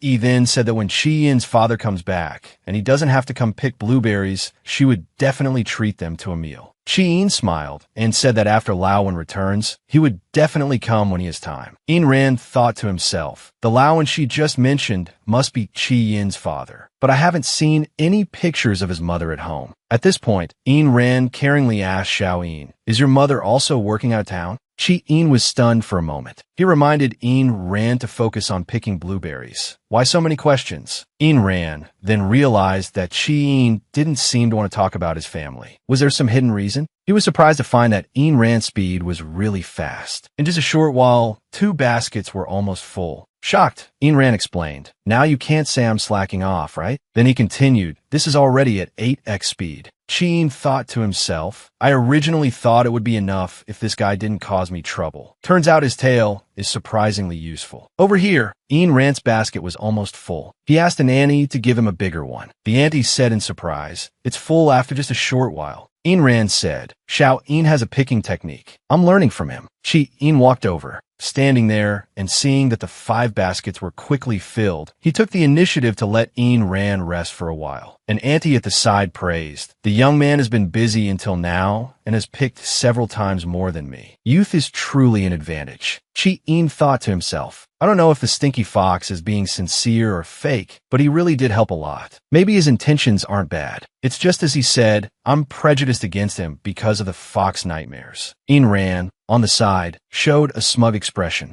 Ain Rand said, this is the last basket. I want to finish it before resting. Then he suddenly asked, Xiao-in, you were spacing out just now. What were you thinking about? Chi-in quickly denied it, saying he wasn't spacing out. Seeing this, Ain Rand said, picking blueberries is really physical work. My tail is so sore, I can't even lift it. Chi-in handed a water bottle to Ain Rand, saying in a sarcastic tone, now I know who was bragging just now. Ain Rand was stunned for a moment when he saw Chi-in handing him the water bottle. He quickly took it. Chi-in said he had rested enough and it was time to get back to work. He turned and saw there were still many more over there and prepared to go pick them. Ain Rand held the water bottle Chi-in gave him, a smile spreading across his face. In the evening, in the room, the auntie praised Ain Rand again that I can't believe you picked so many baskets. It's almost the amount a group of us picks in a whole day. How did you do it? Chi-in saw that Ain Rand didn't respond and nudged him. Chi-Een said. It was mainly Ayn Rand who picked a lot. He might have a technique. But Ayn Rand said, what technique? It's probably talent. The Annie arranged for Xiao-Yin to have his previous room and let Ayn Rand sleep in Lao Wen's room. She happily told everyone to eat and rest early, hoping they would continue to work hard tomorrow. Chi-Yin obediently responded.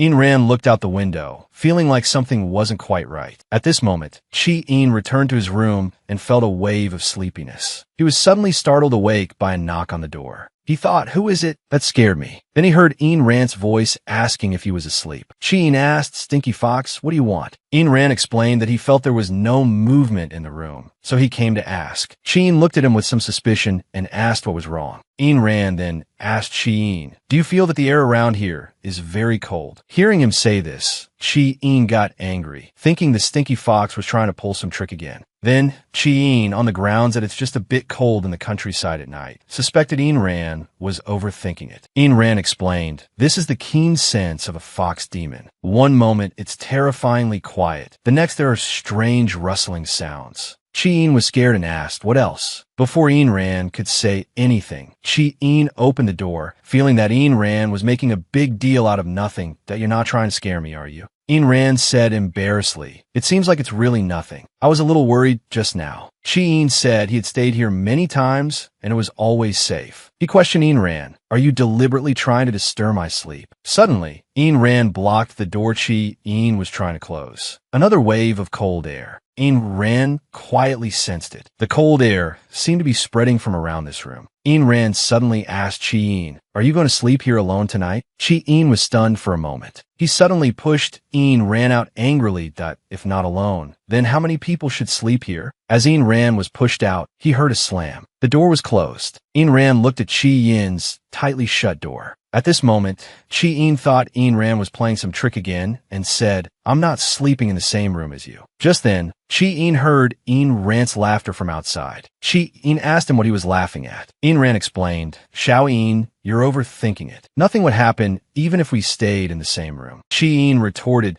that he wasn't overthinking it and told the Stinky Fox to go back to his room to sleep. Ayn Rand could only tell Chi-Yin to call him if anything happened. In the room, Chi-Yin was sleeping soundly. Suddenly, something unknown filled the entire room. Chi-Yin seemed to hear a sound. He slowly opened his eyes and sat up in bed. Suddenly, he saw flickering points of light in the room. Chi-Yin wanted to gently touch them with his hand. He wondered what these flickering points of light could be. Ayn Rand heard a creaking sound somewhere. The more he thought about it, the more something felt wrong. He got up and walked to Chi-Yin's room. Pushing the door open, he felt the mist filling the room and unconsciously covered his mouth and nose. He found that Chi-Yin was not in the room. He turned and saw something buzzing in the hallway. He reached out to grab it and felt a sharp pain. A small insect fell to the ground. At this moment, Ayn Rand opened his hand and found that his palm was actually bleeding. Then his brows furrowed. On the other side, Chi-Yin was walking strangely in the woods. A demonic aura seemed to emanate from his body. Suddenly, he tripped and fell to the ground. At this moment, Chi-Yin suddenly woke up. He looked around in confusion, rubbing his head, not knowing what was going on. How'd I end up here? It was only then that he realized he had no strength in his entire body. He felt dizzy. It took him a while to realize this was the forest behind the blueberry orchard. Suddenly, Chi-Yin became alert. A voice came from behind him, as if someone was coming to catch him. A man in a Taoist robe and sunglasses walked out from the woods behind him, thinking he had caught the nine-tailed fox demon. Chi-Yin asked in confusion what he was talking about. The man said he had waited for hundreds of years and didn't expect it to deliver itself to his door. It wasn't in vain that he had raised so many ghost fireflies for so many years. According to him, they brought Chi-Yin here, and this would become Chi-Yin's burial place. Chi-Yin explained that he was not the nine-tailed fox the man was looking for. Chi-Yin wanted to explain, but his legs suddenly went numb. Just then, the man stepped forward and grabbed Chi-Yin's hand, saying, even if you're turned to ash, I'd remember the scent of this fox demon. The man saw that Chi-Yin was wearing a fox bracelet on his hand. Chi-Yin seemed to understand something. The man raised the small knife in his hand, preparing to stab Chi-Yin. Chi-Yin didn't dare to open his eyes. The man had a struggling expression on his face, constantly shouting, "Killing him is eliminating a pest for the people." Just as he was about to strike, he suddenly heard a voice from behind, mocking the man. "Stop being so sanctimonious." It was Ayn Rand. He continued to mock the man. "Is such a rotten method of raising insects with blood something to be proud of?" The man turned around. Cheen thought to himself, why did the stinky fox suddenly appear again? Ayn Rand continued to speak to the man. "You can't even tell where the real fox demon is. You're truly a fool." The man didn't believe that he and his ghost fireflies could be mistaken. He was about to strike Chi-Een again, but then he had a second thought. If this was a fox demon, it's impossible for this girl to be unharmed after he touched her like that. Before the man could react, Ayn Rand swiped his tail in front of the man's face. The man's sunglasses fell to the ground. After a moment of silence, Ayn Rand suddenly realized the man was indeed blind. The man wanted to get up and angrily threw off Chi-Yin's hand, saying, "So what if I'm blind? I have long heard that fox demons confuse people with their demonic words. Is that demonic art still effective on a blind man? For generations, we have gouged out our eyes just to be able to kill the fox demon one day." Ayn Rand stood there stunned, without a word. Chi-Een thought to himself, such deep hatred. What did the stinky fox do in the past? The man asked Ayn Rand if he remembered the scar on his face. Then he opened his outer garment, revealing the clothes inside, and asked Ayn Rand if they looked familiar. Ayn Rand took a closer look. Chi-Een also saw that the man was wearing fox fur underneath. A scene suddenly flashed through Ayn Rand's mind. A rich man held up a shiny fox fur and asked Ayn Rand to choose, saying, "Wouldn't this be good for a custom-made fur coat?" Ayn Rand looked at the birthmark on the fur, smelled the familiar scent, and thought of his elder. The rich man asked again if Ayn Rand was familiar with the fur. Ayn Rand waved his hands. His revealed tails made the woman step back. She paled and said, "It's really a nine-tailed fox demon." The man came out and berated the woman for being unworldly. Then he said, "It has 9 tails. I'm going to be rich." Ayn Rand lowered his head without a word. Suddenly, he swayed and asked the couple if they were in the business of selling fox fur. Then Ayn Rand's vision began to blur. He realized there was something in the tea he just drank. With a stagger, Ayn Rand knelt on the ground. He thought, could it be that they knew I was a fox demon all along? At this moment, he could only kneel helplessly on the ground. Looking at his injured self, he thought, I just washed away my sins. Why must I go through this again? The first time was for self-preservation. This time is the same. They hate demons, but are more evil than demons. They brought all this upon themselves. A voice told him to kill the people, devour their hearts, and rule over those lowly creatures. The rich man's voice came to his ears again. Killing this demon is just eliminating a pest for the people. As for taking its tails and selling them for a good price, that's helping the demon accumulate merit. Ayn Rand finally couldn't bear it anymore. His tail wrapped around the woman's neck. He thought, if the first time I killed was because I was deceived, then this time it's because I've seen the evil in people's hearts. Back in the present, the man said, now that I've killed you, this demon, my ancestors can finally rest in peace. Cheen also seemed to understand that Ayn Rand's actions were all because of the fur trade. Just then, Ayn Rand swung his tail, wanting to send the man away. But Ayn Rand suddenly felt a sharp pain from his tail. With a stagger, Ayn Rand squatted on the ground and retracted his tail. The man laughed triumphantly. As expected, Ayn Rand, you can't touch me. Those insects really are useful. Ayn Rand thought of the ghost fireflies that caused a sharp pain upon contact. He didn't understand what evil art the man had cultivated. Cheen worriedly asked, Stinky Fox, are you okay? Kneeling on the ground, Chi-Een could only worry helplessly. The man stated that he had been feeding the ghost fireflies with his blood for years, just for this moment. The fox demon couldn't get close to him at all. He arrogantly asked Ayn Rand, how does the heart-wrenching pain feel? Just wait for me to chop off those 9 tails. Just then, the man remembered his knife wasn't in his hand. Ayn Rand saw Chi-Een clutching the knife and hiding it behind his back. The man turned back to Chi-Een and said, although I'm blind, it doesn't mean I don't know anything. Then he grabbed the hand with which Chi-Een was tightly holding the knife. He angrily shouted at Chi-Een, you thieving girl, you're definitely involved with the fox demon too. You all deserve to die. Chi-Een rebuked the man. You're wearing the fur of hunted foxes. How can you have the nerve to say that? Weren't you the ones who provoked the foxes and hunted them? The man retorted that those were beasts, just like chickens, ducks, cows, and horses. How could they be compared to humans? He then continued, a demon's nature will never change. If you sympathize with him, you'll be the one to die. To Chi-in, what the man said was all nonsense, because he felt that Ain Rand's self-defense was not wrong. It was just that he didn't expect him to have the ability to fight back. As for the man's actions, Chi-in thought they were no different from a demon's. The man was actually rendered speechless. The man thought Chi-in's words were making excuses for the demon, so he believed they were in it together. He then snatched the knife from Chi-in's hand. He declared that today he would eliminate a pest for the people. Before his words faded, a drop of fresh blood fell to the ground. Chi-in was so scared he froze. Everything fell silent. At this moment, Ain Rand was squatting on the ground, shielding Chi-in.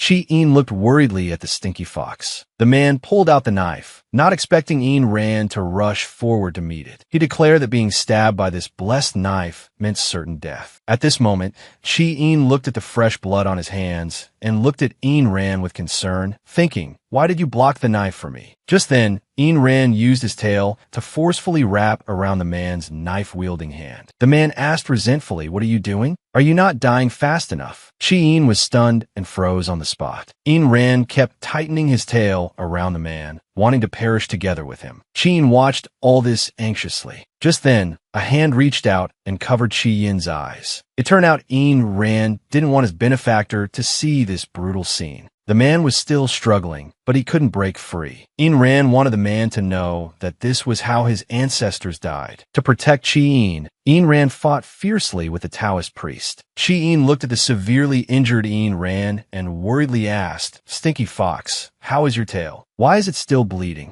Remembering what the Taoist priest said about dying if stabbed by the knife, he became even more worried. Just then, Ain Rand grabbed Chi-in's hand. He looked back at the Taoist priest lying on the ground and said caringly to Chi-in, "It's good that my benefactor is not injured." Chi-in looked at Ain Rand, somewhat moved. Thinking that Ain Rand was a fox demon, he asked if he could heal himself. Ain Rand lowered his head and looked at his tail. Then he said, "It would be great if I could heal myself." Suddenly, with a stagger, Ain Rand collapsed onto Chi-in's lap. Chi-in worriedly called out, "Stinky fox." He asked him what was wrong, but got no response. Chi-in gently picked up Ain Rand's tail, feeling that its temperature was completely different from usual. But thankfully, he was still breathing. Chi-in gently took off his pajama top, thinking, regardless of whether this can stop the bleeding, I'll wrap it up first. After a while, Chi-in felt his body was a bit better than before, so he tried to see if he could get up. Chi-in, holding the injured Ain Rand, thought, although I was dragged into this because of the bracelet, but just now, Ain Rand covered my eyes because he was worried I would be scared. And with me injured, wouldn't it be easier for Ain Rand to get the bracelet back? But Ain Rand risked his life to save him. Just thinking about this, he looked at the stinky fox with his eyes tightly shut, not knowing what he was thinking. In his nightmares, he was just as the Taoist priest described, a heartless fox demon that feasted on people's hearts. But in reality, Chi-in felt that at that moment, he was different from before. Chi-in didn't know what had happened hundreds of years ago. But now, he didn't want a stinky fox to end up like this because of him. Thinking about everything that had just happened, Chi-in was angry that he didn't listen to the stinky fox at the beginning. There really was something strange about that room. So he prepared to get up. Just then, Chi-in saw a ghost firefly fly over. He waved his hand, trying to shoo it away. While protecting Ain Rand, he angrily yelled, "Get away from me, you stinky bugs." Suddenly, an insect landed on Chi-in's finger. Chi-in discovered that these seemed to be just ordinary fireflies. More and more fireflies gathered, appearing exceptionally bright. Chi-in noticed that all these fireflies were flying in one direction. Chi-in followed the direction the fireflies were leading. Chi-in thought the direction they were pointing to was the exit. Why was he going deeper and deeper? He suddenly thought, if I get lost and can't even find the way back, it's over. I don't want a stinky fox to die here. Chi-in gently cupped his hands together. The firefly in his palm emitted a faint glow. He opened his hands, wanting to know where these fireflies were going. Suddenly, Chi-in saw a plant where the fireflies were gathered. He was puzzled. What kind of plant has white fruits? While he was wondering, he suddenly heard a voice telling him that 6 berries could make Ain Rand's pain disappear. 1 berry, 2 berries. Chi-in wanted to pick more. He believed that 6 berries could make Ain Rand better. Chi-in suddenly felt like he had seen this plant somewhere before. He thought, no matter what, I'll pick it first. So he took off his shoes and carefully moved along the cliff, trying to pick the one that was further away. Suddenly, Chi-Yin's foot slipped and he fell into the water at the bottom of the cliff. Chi-Yin felt a piercing pain. He looked down and saw that his palm was already bleeding. Looking at his injured hand, he thought, what bad luck. But he didn't forget to yank off that white plant, thinking to himself, I hope this herb and its fruit are useful for Ayn Rand's injury. Chi-Yin, holding all the fruits he had just picked, returned to Ayn Rand's side. Chi-Yin had just tried applying the herb on Ayn Rand and saw no reaction. He thought, will these be effective on the stinky fox? As he was thinking, he saw a large wound on the tail. Chi-Yin gently applied the herb to it. His eyes looked into the distance. He thought, I don't even have the strength to find the exit now. Then Chi-Yin put a berry to Ayn Rand's lips, thinking, stinky fox, you're not allowed to die, because he didn't want to owe the stinky fox a favor. After an unknown amount of time, Ayn Rand slowly opened his eyes, smelling a familiar scent of herbs. He slowly sat up, feeling for a moment that he couldn't tell if it was reality or a dream. Just then, Ayn Rand suddenly saw his benefactor's frail body, curled up and sitting on the ground. Chi-Yin suddenly sneezed from the cold. He opened his eyes and saw that Ayn Rand was awake. He happily shouted at Ayn Rand. Just then, Ayn Rand took Chi-Yin's injured hand and stared at it for a while. Chi-Yin saw that he seemed very worried about him. Then he heard Ayn Rand ask him how his hand got injured. Chi-Yin quickly pulled back the hand that was being held, explaining that this small injury was nothing. The moment their hands touched, Ayn Rand felt that something was wrong. He placed his hand on Chi-Yin's forehead. Then he asked Chi-Yin if he went into the water to pick herbs for him. Chi-Yin explained, I couldn't just watch you die. He told Ayn Rand not to misunderstand. Suddenly, Chi-Yin sneezed and coughed nonstop again. Ayn Rand quickly draped his tail over Chi-Yin, thinking, I didn't expect Xiao Yin to be so worried about me. Seeing that Ayn Rand was so talkative, Chi-Yin asked if his wound had already recovered. Ayn Rand took the opportunity to present his tale to Chi-Yin. He wanted his benefactor to see. Chi-Yin looked and saw that the bleeding had stopped, but the wound was still large. He looked at Ayn Rand with concern, not knowing if it would heal. Just as Chi-Yin finished speaking, he saw Ayn Rand staring intently at him. The two of them looked at each other with warmth in their eyes. Chi-Yin nervously asked Ayn Rand, what are you trying to do, staring at me like that? Ayn Rand suddenly said, I'll tell my benefactor a way for the wound to heal faster. Chi-Yin was wondering what method it could be when his hand with the fox fur bracelet was grabbed by Ayn Rand, who told Chi-Yin, just touch me and it will be fine. Chi-Yin recalled a previous scene and suddenly said angrily to the stinky fox, can you be serious? Ayn Rand argued that he was being very serious. Just then, Chi-Yin started coughing again. Then he felt that he had been very dizzy since just now. Ayn Rand saw Chi-Yin's weak state and asked if he could move. He told him that his body was like this because he had inhaled too much of the ghost firefly gas earlier. Chi-Yin said weakly that he was just a little sleepy. Ayn Rand looked at Chi-Yin's tired face. He picked Chi-Yin up in his arms. Chi-Yin shyly asked, Stinky Fox, what are you trying to do? And said that he could walk. Ayn Rand explained, if I let my benefactor walk by himself, I'm afraid it will take until next year. He told his benefactor to trust him. Chi-Yin muttered softly. Not fully hearing what Chi-Yin said, Ayn Rand placed his hand on his own shoulder and told Chi-Yin to be good. Ayn Rand got up, ready to take Chi-Yin back. Lying in Ayn Rand's arms, Chi-Yin suddenly thought that Taoist said foxes are evil, but it's not the fox demon who is wrong, if the dream is not reality. Thinking of this, Chi-Yin murmured Ayn Rand's name. Then he said, thank you.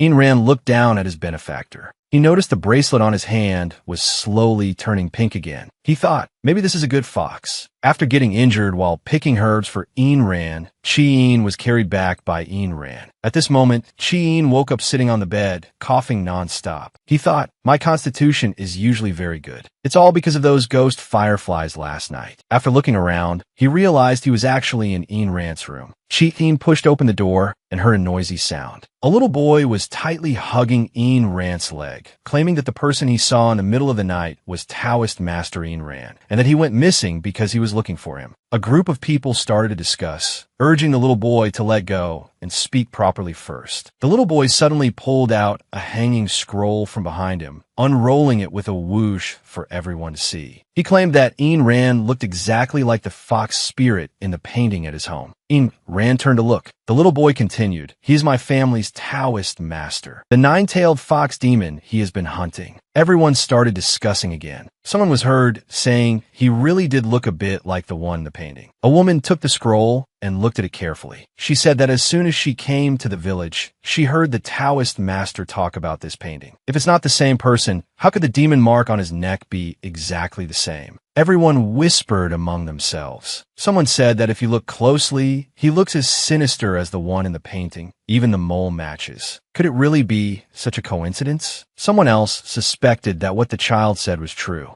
Ayn Rand explained that everyone had misunderstood. It was his first time in the village, and he was here to help. He didn't know the Taoist master everyone was talking about or why he had this painting. He didn't understand why these people suddenly suspected him. The little boy was relentless, insisting that Ayn Rand had killed his Taoist master and then bit down hard on Ayn Rand's leg. Ayn Rand clenched his fist in pain. At this moment, Chi-Yin walked over and stood by Ayn Rand's side, saying, "This is just my classmate. He came with me." Then Chi-Yin took Ayn Rand's hand and whispered to Ayn Rand, "Don't act rashly." Ayn Rand listened to Chi-Yin's words, his brow relaxed, and he said, "Oh." The woman who spoke earlier continued, "This kid doesn't look like a good person." She reminded Chi-Yin to be careful. After hearing this, Chi-Yin explained, "A single painting doesn't prove anything." Then he took out his phone and said Ayn Rand had also been a model and had artistic photos taken. There were plenty of people who had his picture. Then he continued to explain, "It's the 21st century. Who still believes there are demons in this world?" Ayn Rand secretly glanced at Chi-Yin, seeing that his face and ears were bright red from telling lies.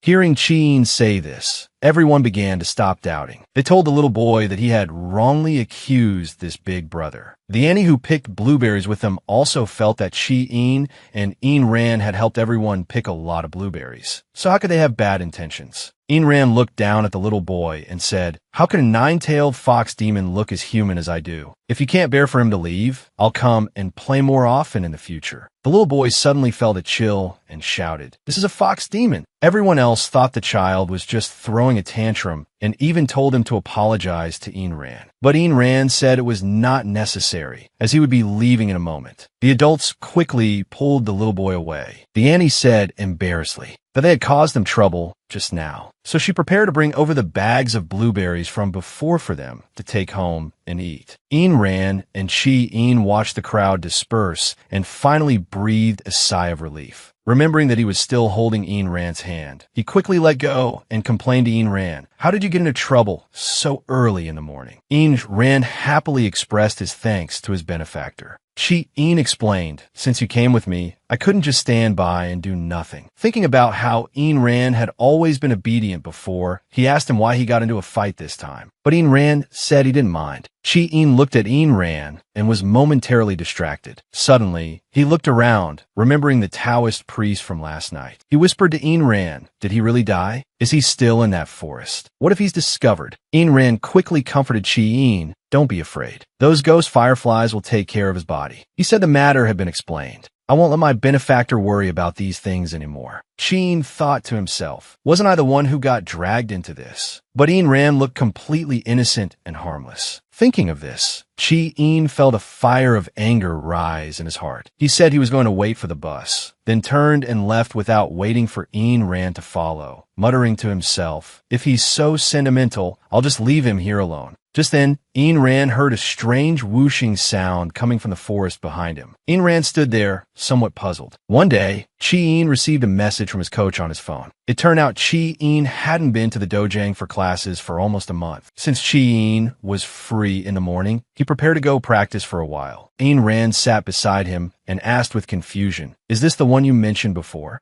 Then he expressed some disbelief that Chi-Yin knew Taekwondo. Without looking up, Chi-Yin said he started practicing when he began having nightmares about the fox. If Ayn Rand didn't use his powers, he might not necessarily win against him. Ain Rand looked at Chi Yin's slender figure and really wanted to see it for himself. Chi Yin was angry that Ain Rand was looking down on him. In the Taekwondo dojang, Ain Rand, dressed in a Taekwondo uniform, walked over and asked, "Benefactor, do you really want to compete with me?" Chi Yin was not afraid and said to the stinky fox, "Stop showing off over there." Then he patted the equipment next to him, just as Ain Rand was about to ask if this was what he practiced with. He saw Chi Yin kick out with a bang. The equipment spun around from Chi Yin's kick. Ain Rand was stunned for a moment. Then, not to be outdone, he stretched his neck. Chi Yin slowly lowered his leg. Ain Rand asked Chi Yin, "Why are you being so fierce with me?" Chi Yin politely explained, "It's a habit." Then he continued, "Your attitude wasn't like this when you were provoking me just now." In Ain Rand's eyes, Chi Yin seemed to be saying to him, "Come on, stinky fox, let's see how I beat you into submission." Thinking of this, Ain Rand couldn't help but chuckle to himself. Chi Yin, however, didn't understand what the stinky fox had been laughing about from the beginning. Ain Rand swung his tail. Chi Yin blocked it with his arm, warning Ain Rand, "No tails allowed. Using your tail is 0 points." Ain Rand promised not to use it on his benefactor and then retracted his tail. Suddenly, Chi Yin kicked Ain Rand's shoulder. Luckily, Ain Rand reacted quickly enough and blocked the blow with his arm. He thought to himself, "It seems Chi Yin is serious." Suddenly, Ain Rand felt a flurry of punches, followed by a flurry of kicks. Chi Yin thought to himself, "I've been waiting for this day for a long time." After Ain Rand blocked another of Chi Yin's attacks with his arm, he questioned Chi Yin,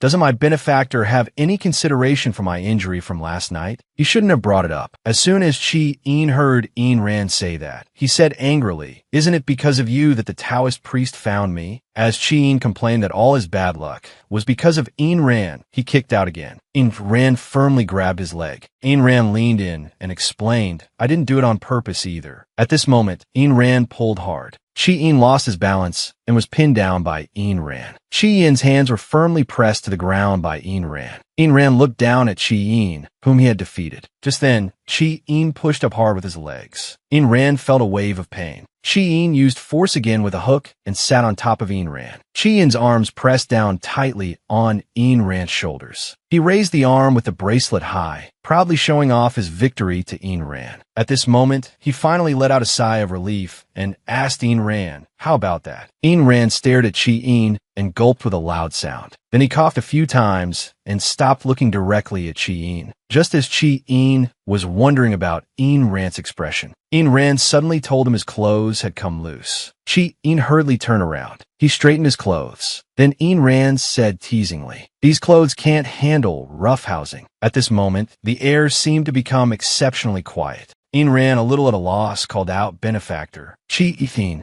At this moment, he was so red-faced he couldn't speak. The two of them sat awkwardly on the ground. Ain Rand explained that he didn't actually see anything. Then he imagined some lewd images and turned away, thinking, "Even I don't believe that." He didn't know what kind of innocent act he was putting on. Suddenly, Ain Rand lifted his own clothes and explained to Chi Yin that it was a mistake just now. "If it's a big deal, I'll let you look at me too." But Chi Yin turned around and asked, "What are you being so coy about over there?" While tightening his belt, he told Ain Rand not to be so wishy-washy. Ain Rand explained that wasn't what he meant, not forgetting to sneak a peek. When Chi noticed, he flew into a rage and yelled at Ain Rand, "What the hell are you looking at? Are you asking for a beating?" Ain Rand looked at Chi Yin and deliberately provoked him, asking if he wanted another round. Chi Yin turned back and stared at Ain Rand. Then Ain Rand showed a brilliant smile and said, "How could I possibly beat my benefactor?" Then he rubbed the spot where he had just been hit and said to Chi Yin, "It still hurts now. You really show no mercy." Chi Yin retorted, "What mercy is there between us?" The two of them engaged in some playful banter. Chi Yin then reminded Ain Rand to cut the crap and not to think that the two of them were already very close. Seeing this, Ain Rand quickly showed concern, asking if his benefactor was tired. He prepared to go buy some water and let Chi Yin rest here for a while. Chi Yin sat in the room and heard the door click shut. The Taekwondo dojang, with only Chi Yin in it, seemed exceptionally empty. Chi Yin squeezed his shoulders. He thought irritably, how could I let the stinky fox see that? Thinking about his expression just now, it probably wasn't too exaggerated, right? Outside the Taekwondo dojang, In-ran was asking if they had any blueberry-flavored drinks. At this moment, Chi-in looked up and told himself he didn't want to keep worrying about such things. The blueberry-flavored drink was ready. The clerk handed it to In-ran. In-ran was in a daze at this moment. Chi-in thought, as long as I don't bring it up, the stinky fox will probably forget about it. In-ran, absent-minded, was also thinking about what had just happened. He seemed to have suddenly thought of something. It turned out In-ran remembered the mole on Chi-yin's chest from just now. It seemed to be a cinnabar-colored mole. In-ran suddenly realized that not only had he not forgotten, but he even remembered the color of the mole clearly. At this moment,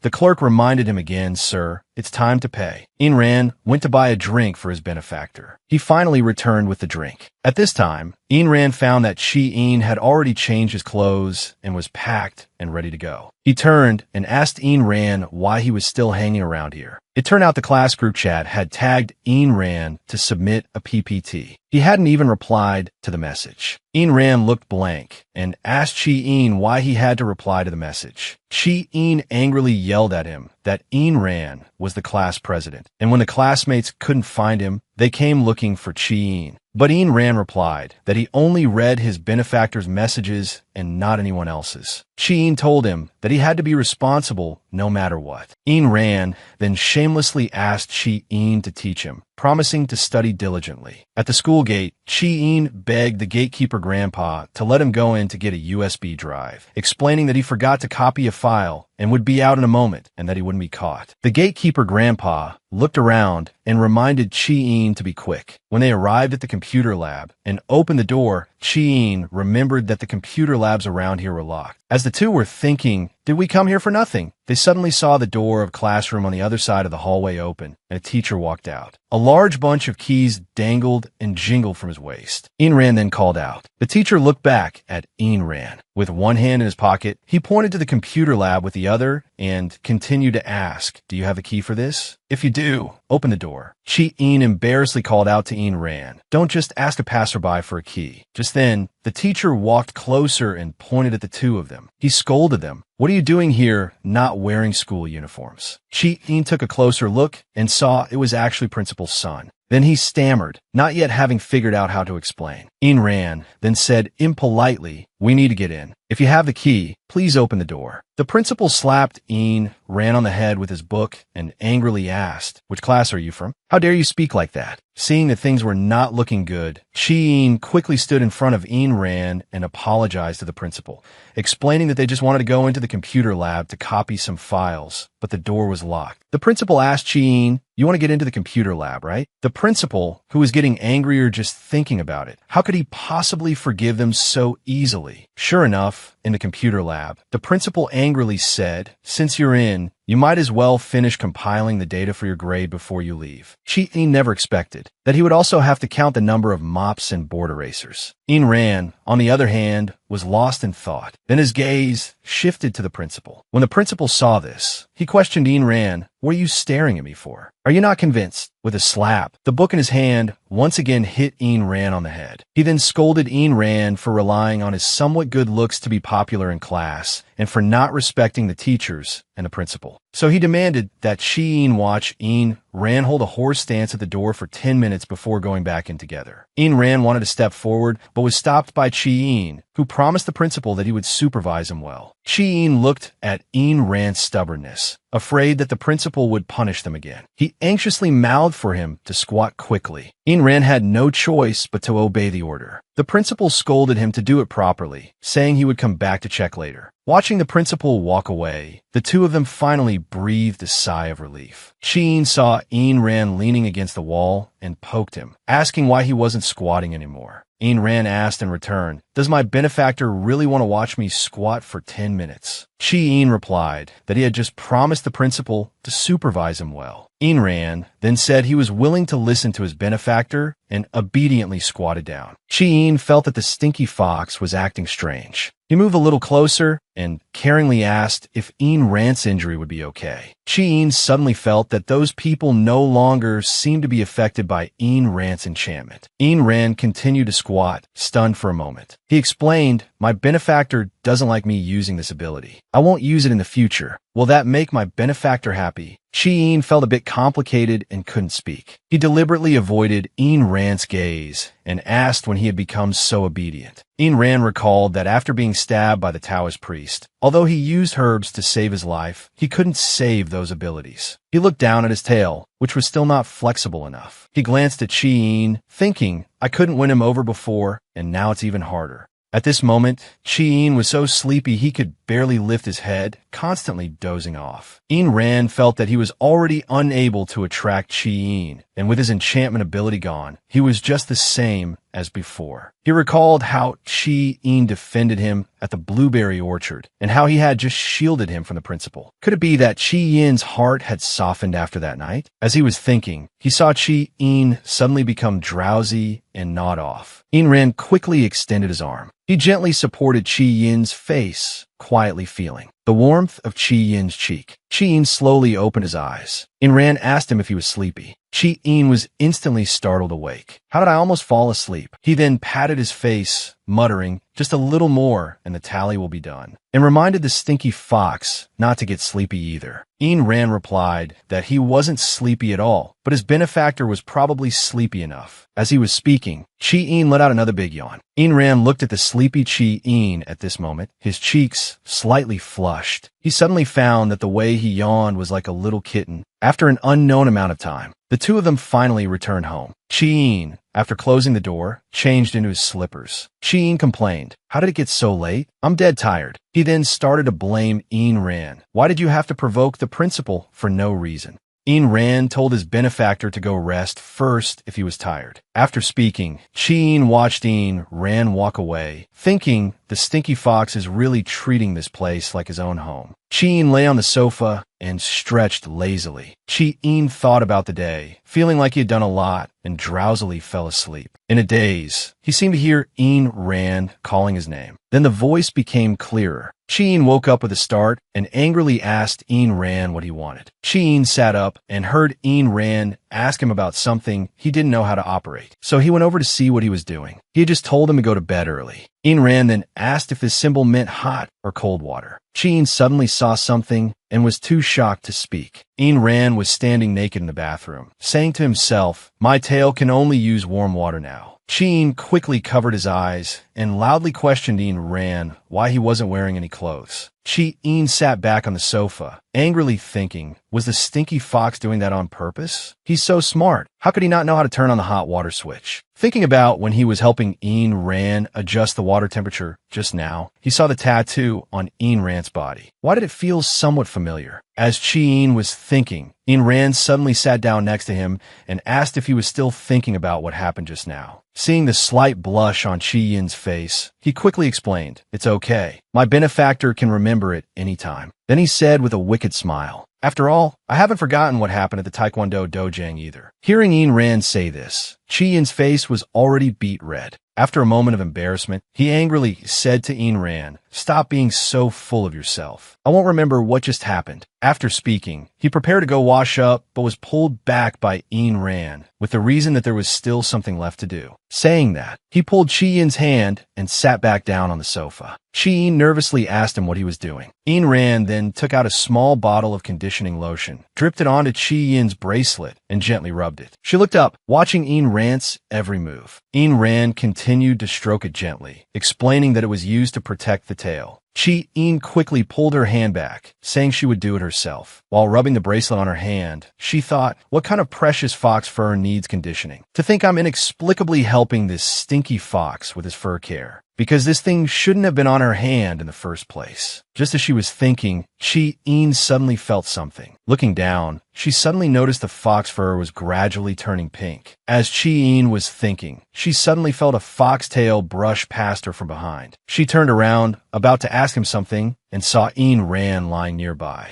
Noticing Chi-Yin was looking at him, he took the initiative to say he was listening, then asked her what was wrong. Chi-Yin stared at Ayn Rand in a daze. She seemed to sense Ayn Rand's expression was indescribably different from his earlier flirtatious question. So she turned and told Ayn Rand she had finished applying it for him. and not to ask for her help again. Ayn Rand squinted at Chi-Yin, who was preparing to leave. Suddenly, he wrapped her up with his tail. Sensing Chi-Yin's nervousness, Ayn Rand comforted his benefactor, telling her not to panic. Chi-Yin buried her blushing face in her chest. For some reason, the pinkish fox fur on her hand touched Ayn Rand's tail. The air was filled with the fragrance of the conditioning lotion. It was really too strange. Ayn Rand grabbed Chi-Yin's hand. He said it wasn't even spread evenly yet. Is my benefactor leaving already? Chi-Yin stared at Ayn Rand, thinking it must be because she touched the fox fur that the atmosphere became like this. So she angrily told the stinky fox to cut it out and not even think about seducing her. But Ayn Rand paid no mind to what Chi-Yin was saying. At this moment, with his clothes in disarray, he stared at Chi-Yin, asking in return, does she think he's trying to seduce her? Ayn Rand wrapped Chi-Yin with his tail, and Chi-Yin blocked with her hands. She glanced at the bracelet and told Ayn Rand that just like last time, it had inexplicably turned pink again. Hearing Chi-Yin say this, Ayn Rand was stunned for a moment. Then, with a mischievous smile, he teased, so Xiaoyin still remembers the first time she touched him. Chi-Yin's face turned bright red, and she told Ayn Rand not to be so shameless. Then she pointed at his tail, saying she only reluctantly helped apply it because she saw he was injured and told him to let go quickly. Ayn Rand, with a smile, said, okay, of course. Then he released his tail. He then asked Chi-Yin if she would help him apply it to his tail in the future. Chi-Yin rolled her eyes at him and told him to dream on. Ayn Rand argued slyly, his reason being that the piece of tail was on Xiaoyin's hand, so there was no other way. Chi-Yin wouldn't listen to what he was saying and scurried away. Chi-Yin slammed the door shut with a bang and stood there blankly. She thought, could it be that whenever I touch the fox fur, it turns pink? It's not even spread evenly yet, and my benefactor is already leaving. She thought about what Ayn Rand had just said. Chi-Yin seemed to understand. She was so angry, she felt like she was about to explode. She thought, what kind of perverted color-changing fox fur is this? Chi-Yin pinched her ears, thinking about Ayn Rand's charm. Has his power really disappeared? In the room, Ayn Rand was lying alone on the sofa. He muttered to himself, I originally wanted to tease Chi-Yin, so how did I end up getting excited myself? On second thought, it's been who knows how many years. That once familiar thrill was something he only felt when he devoured human hearts. But with Chi-Yin, just a light touch was enough to experience it. Ayn Rand was a little puzzled. He thought, could it be that it's only because of her that I'm holding back like this? With a gentle flick of his tail, he thought, the more it's like this, the more I can't help but want to know more about her. Night fell. Chi-Yin was lying on her bed, looking at a message on her phone.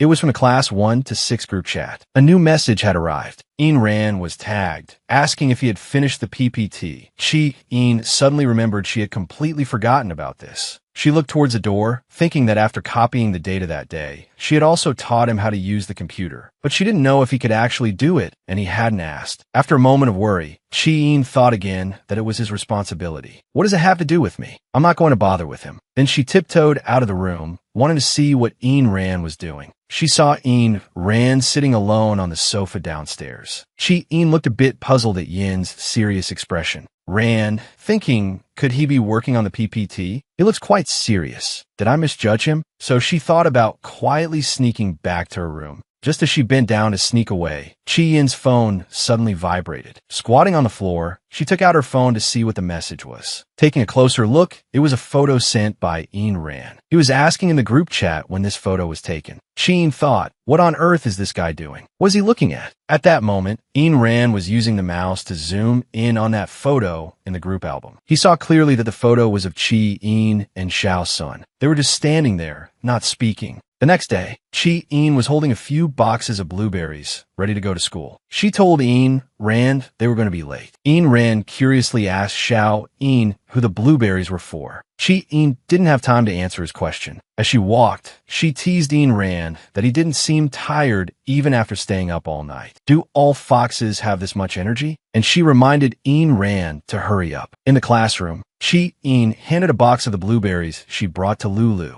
Lulu happily expressed her thanks for getting to enjoy free blueberries again. Just as Chi-Yin was about to deliver the rest, she was pulled back by Ayn Rand. It turned out Ayn Rand saw that Chi-Yin had already given out several portions. This last portion was so large. He shamelessly asked if it was saved for him. Chi-Yin told Ayn Rand that she had given him some before. Wasn't that enough? Ain Rand had no choice but to tactfully let go of Chi Yin's hand. Then he watched Chi Yin walk to the front of the classroom, just staring as she left the room. At this moment, Ain Rand noticed Lulu quietly moving towards him. In the bustling classroom, Xiao Sun was looking down at something. Suddenly, he heard someone calling his name. Looking up, he saw Chi Yin handing him blueberries. Xiao Sun happily asked Chi Yin if she went blueberry picking again over the weekend. Chi Yin generously explained that she had said she would treat Xiao Sun to a meal last time, but never had the time. So she was giving him these blueberries first. She would definitely treat him to a meal in a few days when she had time. Hearing Chi Yin say this, Xiao Sun seemed to be thinking about something. His fingers gently rubbed the blueberry box. It turned out Xiao Sun wanted to ask Chi Yin if she and Ain Rand lived in the same neighborhood, because he always saw the two of them coming to school together. Chi Yin didn't expect Xiao Sun to ask this, so she said that Ain Rand was her neighbor. Then she explained that it was probably because of the school district housing, so everyone lived quite close. Xiao Sun opened the blueberry box, picked one up, and put it in his mouth. Then he said the blueberries tasted very good and said thank you to Chi Yin. Over here in the classroom, Lulu was chatting with someone, saying she wasn't too sure either. It was Ain Rand asking her if she knew who Chi Yin was close to. Lulu retorted by asking Ain Rand, since he followed Chi Yin around every day, how could he not know who Chi Yin was close to? At this point, Lulu started to boast. She wasn't sure about others, but besides them, she was definitely the one with the best relationship with Chi Yin. Then she continued, saying that many people were pursuing Xiao Yin, but she wasn't interested in any of them. And she praised Chi Yin for being so cool, as expected of Xiao Yin. Hearing Lulu say this was, of course, the answer Ain Rand most wanted to hear. Lulu then continued to gossip, saying she had just seen Chi Yin take that full box of blueberries to the dance class. Then she said speculatively, that box of blueberries must be for Xiao Sun. When Ain Rand heard this, he felt a wave of displeasure. He remembered the photo in the group album from last night. It seemed to be from the last sports meet. Lulu continued, saying that so many people surrounded Xiao Yin, but she was most concerned about her and Xiao Sun. She explained that although they didn't hang out very frequently, there was a strange spark between them. Aren't they the perfect example of a handsome man and a beautiful woman? There was another reason. She saw that the blueberries Xiao Yin gave to Xiao Sun were especially full. Before Lulu could finish, Ain Rand's face instantly darkened. When Lulu noticed the class president's face had turned foul, she didn't dare to speak. Ain Rand immediately smiled and asked Lulu if her feeling was wrong. Because to him, the handsome man and beautiful woman were himself and Chi Yin. Lulu was speechless for a moment. Although she admitted the class president was indeed very handsome, it also depended on the person. It turned out Lulu's reason was that she felt the class president was dangerously handsome and seemed like the type to cheat. After saying that, she subconsciously made an excuse that she had something to do and slipped away. Ain Rand believed that the disappearance of his charm ability didn't mean he had lost. Then he imagined Chi Yin hugging him from behind, saying that she actually cared more about him, not Xiao Sun. Ain Rand confidently believed that he and Chi Yin were a better match. During gym class, Chi Yin was doing warm-up exercises on the side when she heard some students behind her discussing something. Chi Yin turned her head. It was a few girls from another class, infatuatedly discussing how handsome Ain Rand was, feeling like he was a male fox spirit. At this moment, Ain Rand was drinking water on the side. When Chi Yin saw Ain Rand look over, she quickly averted her gaze. Ain Rand lowered his head and gently wiped the water from the corner of his mouth. The few infatuated girls started screaming excitedly. Chi Yin turned around, asking Lulu to help her with a backstretch, while thinking, what is that stinky fox flirting for over there? Turning her head, she heard students from both classes clamoring about a sit-up competition on the other side. The teacher saw that Class 5 only had 6 students and said that regardless of which class won, he would treat everyone to barbecue afterward. At this time, a student from Class 5 told the teacher that they would also send the hidden talent, Xiao Sun, to participate. Then he patted Xiao Sun's shoulder to encourage him. Although Teacher Zhang isn't here, we still have to bring honor to the class. The teacher then announced that Class 5 would add one more person, Xiao Sun. Then he said his own class was still short one person and asked who wanted to volunteer. Ayn Rand raised his hand enthusiastically. When the teacher saw it was Ayn Rand, he praised him, "Not bad, not bad. Your courage is commendable." Lulu pulled Xiao, Ayn, and ran towards the crowd that had gathered to watch the competition. Ayn Rand said with a relaxed expression, "With me here, teacher, don't worry." Xiao Sun, on the other hand, thought with full confidence that he would definitely win this time. 2 minutes had already passed in the sit-up competition. Both Xiao Sun and Ayn Rand were still going very fast. The students were discussing on the side. Usually, Xiao Sun seems so quiet. I didn't expect him to be this amazing. A female student, infatuated, told her companion to look at Ayn Rand's clothes. It turned out Ayn Rand's shirt had rolled up, revealing his charming abs. "This is Ayn Rand's." His partner looked at Ayn Rand's abs and exclaimed, "Bro, your physique is pretty awesome." But Ayn Rand, afraid that some people might not see him, was not at all modest and asked his partner to move aside a bit so as not to block him. Sheen listened to the students around her discussing Ayn Rand's looks and physique, thinking that Stinky Fox must be doing this on purpose again. Lulu asked Chi-Een if she could feel it. Xiao Sun and Ayn Rand were in a frantic PK. Then she wondered why she herself was so excited. Chi-Een, however, said that he never seemed to have a calm moment. Then she turned to go rest for a bit. Seeing Chi-Een leave, Lulu called for her to wait. As she left, she didn't forget to look back for a last glance, then peeked again at class president Ayn Rand's dazzling abs. At this moment, the teacher blew the whistle to end the competition. He announced the end of the competition and marveled at what students these days eat to grow up. It really opened my eyes. Truly amazing. It was time to announce the results. Xiao Sun did 368 in 5 minutes. Class 5 had a total of 1,002. The students exclaimed that Xiao Sun was truly a hidden talent. Ayn Rand did 410 in 5 minutes. Class 6 had a total of 998. Again, there were voices of disbelief from everyone. To think that in the end, Class 6 lost by just a few. The teacher patted Ayn Rand's shoulder, praising him as worthy of being his student. Ayn Rand humbly said it was nothing, then lifted his shirt to wipe the sweat from his cheek. Over here, the female students went wild. Lulu said in Xiao Yin's ear, it was actually Ayn Rand who did the most. At this moment, Chi-Een was lost in thought. Ayn Rand said from the side that he felt like he won anyway. Chi-Een stood there, hearing students say that the competition between Xiao Sun and Ayn Rand was too exciting. Other students said that it was one thing for Ayn Rand to be handsome, but his abs were truly to die for. With complicated feelings, Chi-Een picked up her cup and took a sip of water. Lulu sat next to Chi-Een, muttering, "It's so strange." The reason was that she felt Ayn Rand had inexplicably ended up competing with Xiao Sun. Although the competition was exciting, she always felt they had a motive, especially Ayn Rand. Hearing her say this, Chi-Een asked her what motive it could be. Lulu, as if she had discovered a secret, told Chi-Een that Ayn Rand likes her. Chi-Een awkwardly asked Lulu what she was talking about. The reason Lulu said this was, of course, because Ayn Rand had asked her before, and he told Lulu that he and Chi-Een were the handsome man and beautiful woman. Chi-Een pretended to be calm and drank her water, explaining that he's just like that, don't take it seriously. Lulu carefully noticed that something was off with Chi-Een and asked why she was blushing when she wasn't usually like this. Chi-Een could only use the excuse that it was too hot after just exercising. She thought, what on earth did that stinky fox say to Lulu? Just as she was thinking, her hand was grabbed by Lulu. Chi-Een looked puzzled. She saw Lulu looking at her seriously. It turned out she had something to ask Chi-Een. On the other side of the field, Xiao Sun and Ayn Rand were standing there. Xiao Sun asked Ayn Rand what his purpose was in getting close to Chi-Een.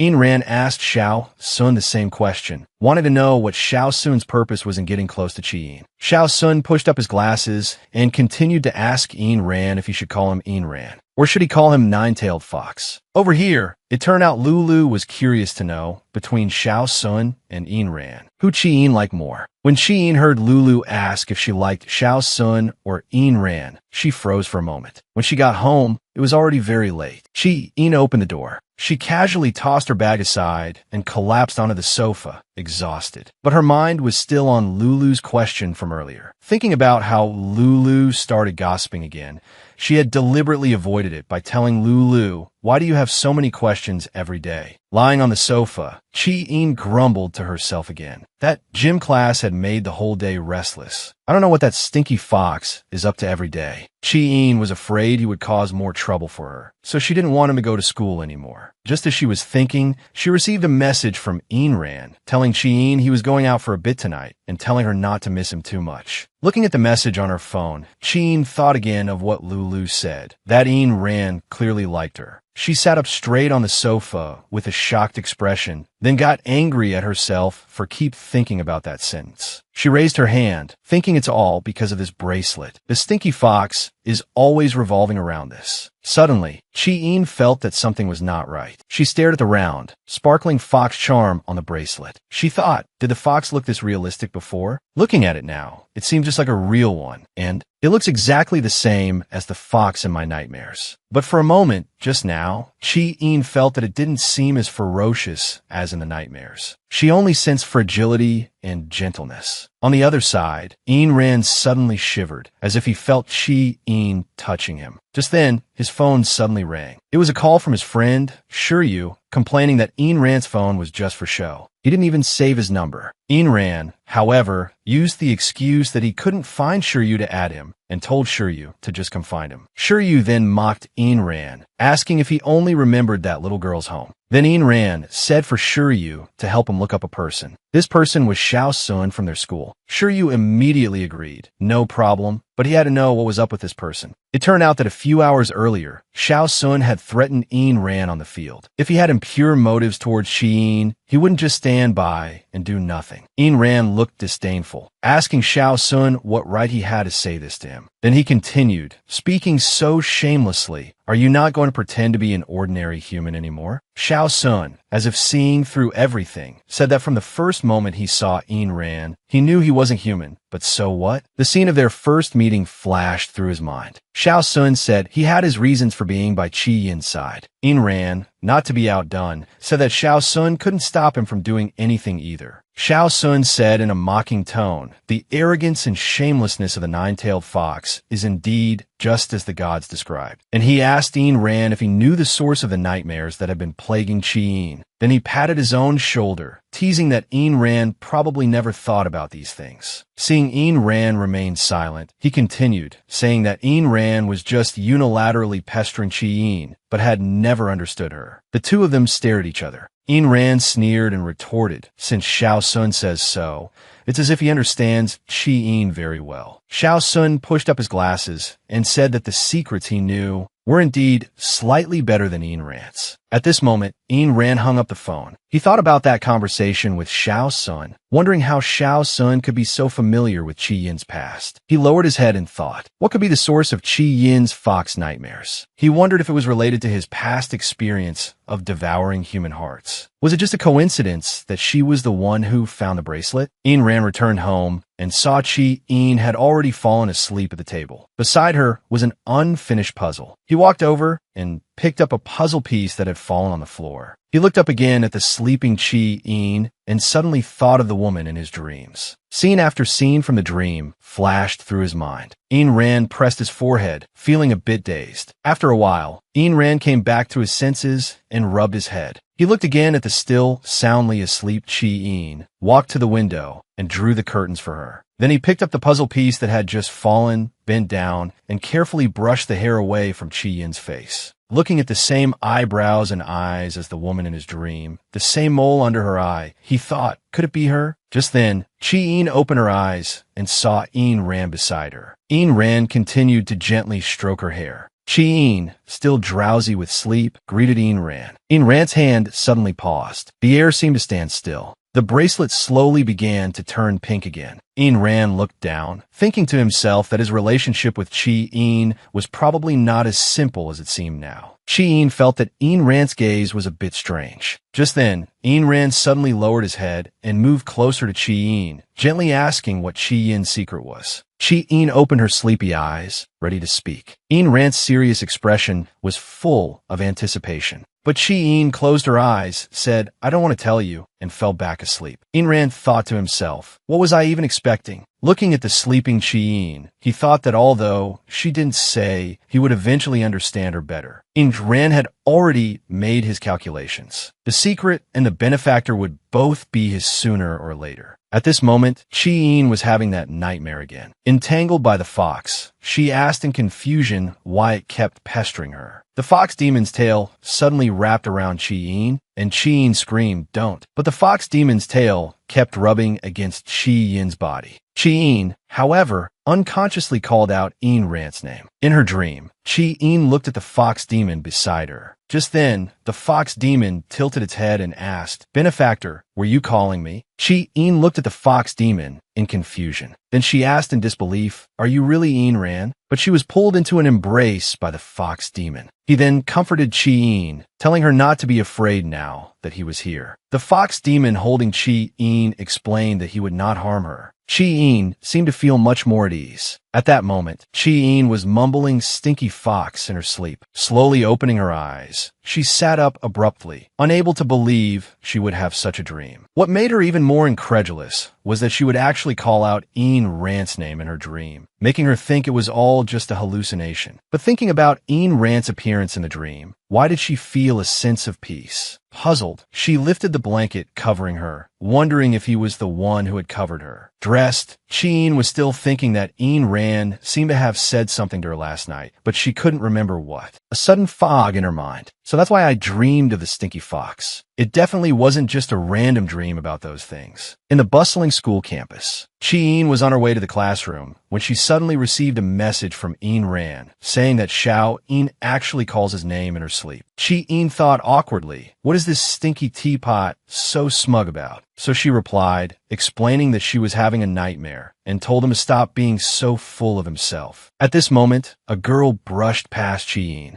After a brief pause, the girl turned back and hooked Chi-in's bag. Chi-in turned around in confusion and asked the girl what she wanted. The girl, however, seemed to recognize Chi-in. The girl grabbed Chi-in's hand. "So it's you." Chi-in looked completely puzzled. It turned out the girl's name was Bai-yin. Bai-yin explained that although Chi-in didn't remember her, she had seen Chi-in many times. Chi-in then asked where. Bai-yin vaguely touched the bracelet Chi-in was wearing. The two looked at each other. Chi-in said she really didn't seem to have any impression and asked Bai-yin which class she was in. The girl touched Chi-in's bracelet and then said lightly, "Sister Chi-in, your bracelet is so pretty. It feels so fluffy and soft." She then asked Chi-in where she bought it. Chi-in awkwardly moved the hand with the bracelet away, saying it was a gift from someone else. She felt that Bai-yin was acting very strange. Bai-yin said, "Oh," thoughtfully, so she quickly apologized to Chi-in for her earlier forwardness. Then she continued to ask enthusiastically if Chi-in was going back to her classroom, and asked if Chi-in was very familiar with the school and had been everywhere. Chi-in asked Bai-yin in confusion if she was a new transfer student or if they had met somewhere else before. Bai-yin, however, used the excuse that these things weren't important and didn't explain much, only saying that she was a problem student who liked to skip class, so it was normal that they hadn't seen each other much. Chi-in looked at Bai-yin with a shocked expression and asked if she was going to skip class today too. Bai-yin denied it and explained that she was looking for someone today. She didn't know many people at school and was surprised to run into Chi-in. Chi-in tried to get out of it, saying she didn't know many people either. Why not ask a teacher? Bai-yin then said the person she was looking for hadn't been here long, but was very handsome and would probably become a hot topic at school soon. The reason was that his hair color was very rare. Silver blue. Bai-yin continued to describe the person she was looking for. His eyes were the most beautiful she had ever seen, and his eyelashes were super long. Hearing her mention silver blue hair, Chi-in seemed to think of someone. Seeing that Chi-in didn't say anything, Bai-yin asked her if she also knew the person she was looking for. On the other side, Xiao Sun was moving boxes. Ain Rand came over and kicked the box, telling Xiao Sun to move the rest. Xiao Sun told Ain Rand to get his fox hooves away. Ain Rand angrily angrily asked Xiao Sun what he was saying. Then he teased Xiao Sun, "You're not this black-hearted in front of Qi, are you?" Then he expressed suspicion about the secret Xiao Sun mentioned. Just then, Ran heard Qi calling him and quickly answered. Unexpectedly, he had misheard. The one calling him was not Qi, but Bai Yin. Ran wondered why Bai Yin was here. Just then, Bai Yin threw herself into Ran's arms, calling out Fox brother. In her carelessness, Ran knocked over the box behind him. Qi stood to the side, watching the scene that had just unfolded. At this moment, Ran raised his hand to avoid Bai Yin and asked what she was doing. Only then did Bai Yin realize that she had been a bit too excited just now. Ran walked straight past Bai Yin. It turned out he had come to Qi side and taken her hand. He looked down at Qi and said he had only been gone for a little while, and she couldn't wait to come find Ran. He thought to himself, so Xiao cares about me this much. Qi was speechless, thinking Ran was really full of himself. Ran glanced back at Bai Yin and asked who this was. Qi curiously asked Ran if he didn't know her. Ran's reply was that he had never seen her before. Xiao Sun watched the scene, speechless. Bai Yin then said embarrassedly that she was a bit excited just now and explained that Sister Qi had brought her here. Qi was puzzled. Why did Bai Yin call Ran Fox brother just now? Did she know Ran was a nine-tailed fox? The atmosphere instantly froze. Bai Yin explained again that it was because brother Ran's eyes looked very much like a fox's, so she couldn't help but blurt it out. Then she asked Ran if he minded the nickname. Ran told Bai Yin with a helpless expression that he wasn't familiar with her. Bai Yin whispered that they would surely get familiar after getting to know each other. Ran turned away, saying there was no need for that. Then he picked up the box and asked Xiao if it was okay to just put these in the classroom. Before Qi could react, she just grunted in agreement. Ran then said, "Class is about to start. Aren't you leaving?" On the other side, Bai Yin looked at Ran, feeling that his attitude toward her was so bad. After a pause, Qi turned back, wanting to say something to Xiao Sun, but was turned around by Ran's tail. Qi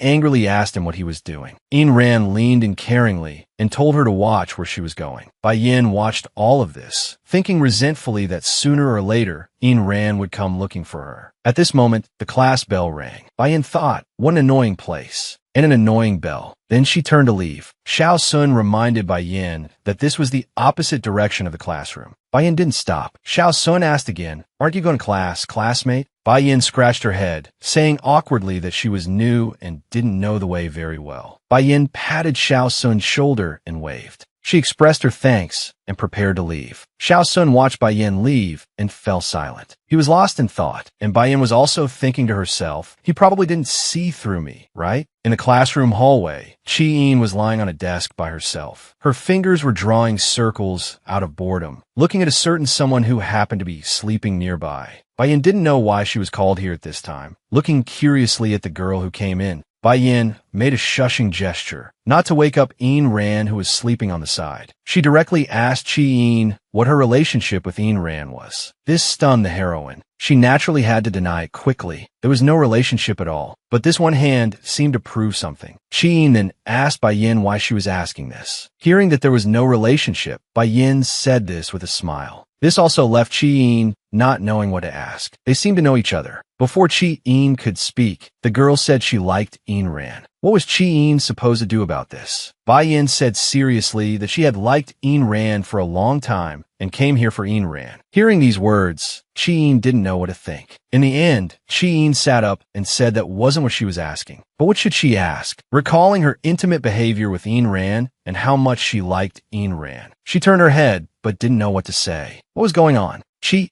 tightened her arms. Actually, I didn't want to ask anything. You shouldn't be telling me these things. You should tell Ran directly. A student came to call Qi saying the teacher was looking for her. She immediately got up to leave the classroom. Bai Yin watched her slowly walk out of the classroom. Ran also woke up and asked Bai Yin if she did it on purpose. This was heard by Qi, who hadn't gone far. She stopped and looked back. The two of them immediately started talking. Qi was walking down the road, holding her books. Thinking of Bai Yin telling her that she liked Ran, she was lost in thought for a moment. She accidentally bumped into the person in front of her, and her books fell to the ground. A hand helped her pick up the fallen books, asking her why she was spacing out while walking. Qi looked up and saw it was Xiao Sun. Qi said embarrassedly that she wasn't paying attention just now, and asked Xiao Sun if he had finished moving removing all the things from before. Xiao Sun grunted in agreement, then asked Qi Yin if that girl from before had looked for her. Qi Yin asked if he meant Bai Yin. Xiao Sun then said that the person Bai Yin was looking for should be Yin Ran. Qi Yin continued to ask if Xiao Sun knew Bai Yin and if he had seen her at school. Xiao Sun replied that he was just asking casually and hadn't paid attention. Then he said caringly that he felt Qi Yin had been acting strange lately and asked if anything was wrong. Qi Yin explained that it was the same as always. No need to worry. Xiao Sun continued to say caringly that class was about to start and told Qi Yin to take these things to the classroom first. Qi Yin turned to say goodbye to Xiao Sun and headed to the classroom. On the way to the classroom, Qi Yin thought to herself, I can't even walk straight. What am I thinking about? Xiao Sun, on the other hand, thought that Bai Yin couldn't possibly be a student here. There was no such person in the school. But if she was here to find Yin Ran, why was she revolving around Qi Yin? Qi Yin sat alone on the steps. She picked up her phone and saw a message from Yin Ran asking where she was. Qi Yin said she was at home. Yin Ran then said, why so early today? I'm heading back first. Just as Qi Yin was about to type a reply, the stinky fox suddenly made a video call. She casually hung up and continued to send a text message. While she was editing the message, Yin Ran sat down next to her, looked down, and asked Qi Yin, are you at home? Qi Yin was startled and turned her head to ask Yin Ran why he suddenly appeared. At this moment, Yin Ran stared affectionately at Qi Yin. The two were suddenly so close they could almost hear each other's pounding heartbeats. Qi Yin quickly turned her head away and asked Yin Ran why he suddenly appeared, saying he scared her to death. At this moment, Qi Yin stood there, stunned and at a loss. But Yin Ran said it was a pity. Then he continued, saying it seemed like they almost kissed just now. Qi Yin asked irritably what he was talking about. This is a school. Yin Ran sat down next to Qi Yin and asked her if she knew who the old acquaintance he mentioned was. Qi Yin looked puzzled. She said how would she know, then asked Yin Ran why he was suddenly telling her these things. The image of Bai Yin going to the classroom to find Yin Ran suddenly appeared in her mind. She wanted to ask Yin Ran about the class bell, but she suddenly remembered Yin Ran picking up on Qi Yin's words, wanting to know what she was going to ask. But Qi Yin's phone received a message. Yin Ran was annoyed and asked who was sending messages at this time. Qi Yin stood up, saying it was getting late and she had to go home. Yin Ran watched Qi Yin prepare to leave, but she seemed to pause for a moment. It turned out Qi Yin wanted to ask if he wasn't going home. Yin Ran responded with a grunt. Qi Yin then turned back and said to Yin Ran, then what are you waiting for? Let's go. Yin Ran happily said, oh. He stood up and said to Xiao Yin, this seems to be the first time the two of them are going home together after school. Qi Yin thought he was too talkative and asked if he would be fine sleeping on the streets. Yin Ran retorted, how could it be considered sleeping on the streets when I'm with Xiao Yin? It was another quiet night. Qi Yin was lying in bed, constantly replying to messages on her phone when she heard a knock on the door. It was Yin Ran. He asked Xiao Yin if she had seen his tail conditioning lotion. Qi Yin opened the door and told Yin Ran that he had put it away himself and she hadn't touched it. Before Qi Yin could react, Yin Ran walked straight into her room. Yin Ran said pitifully, Xiao Yin is so cruel. You didn't even say a word to me when you got home. Can't I even come look for something? Qi Yin watched him sit down and asked if this was how he looked for things. Could he please put on his pajamas properly before talking? Just then, Qi Yin's phone chimed with a new message. Yin Ran felt that Qi Yin's phone had been ringing nonstop all day and was curious who she was messaging. Qi Yin told Yin Ran she wasn't as idle as him and told him to hurry up and find his conditioning lotion.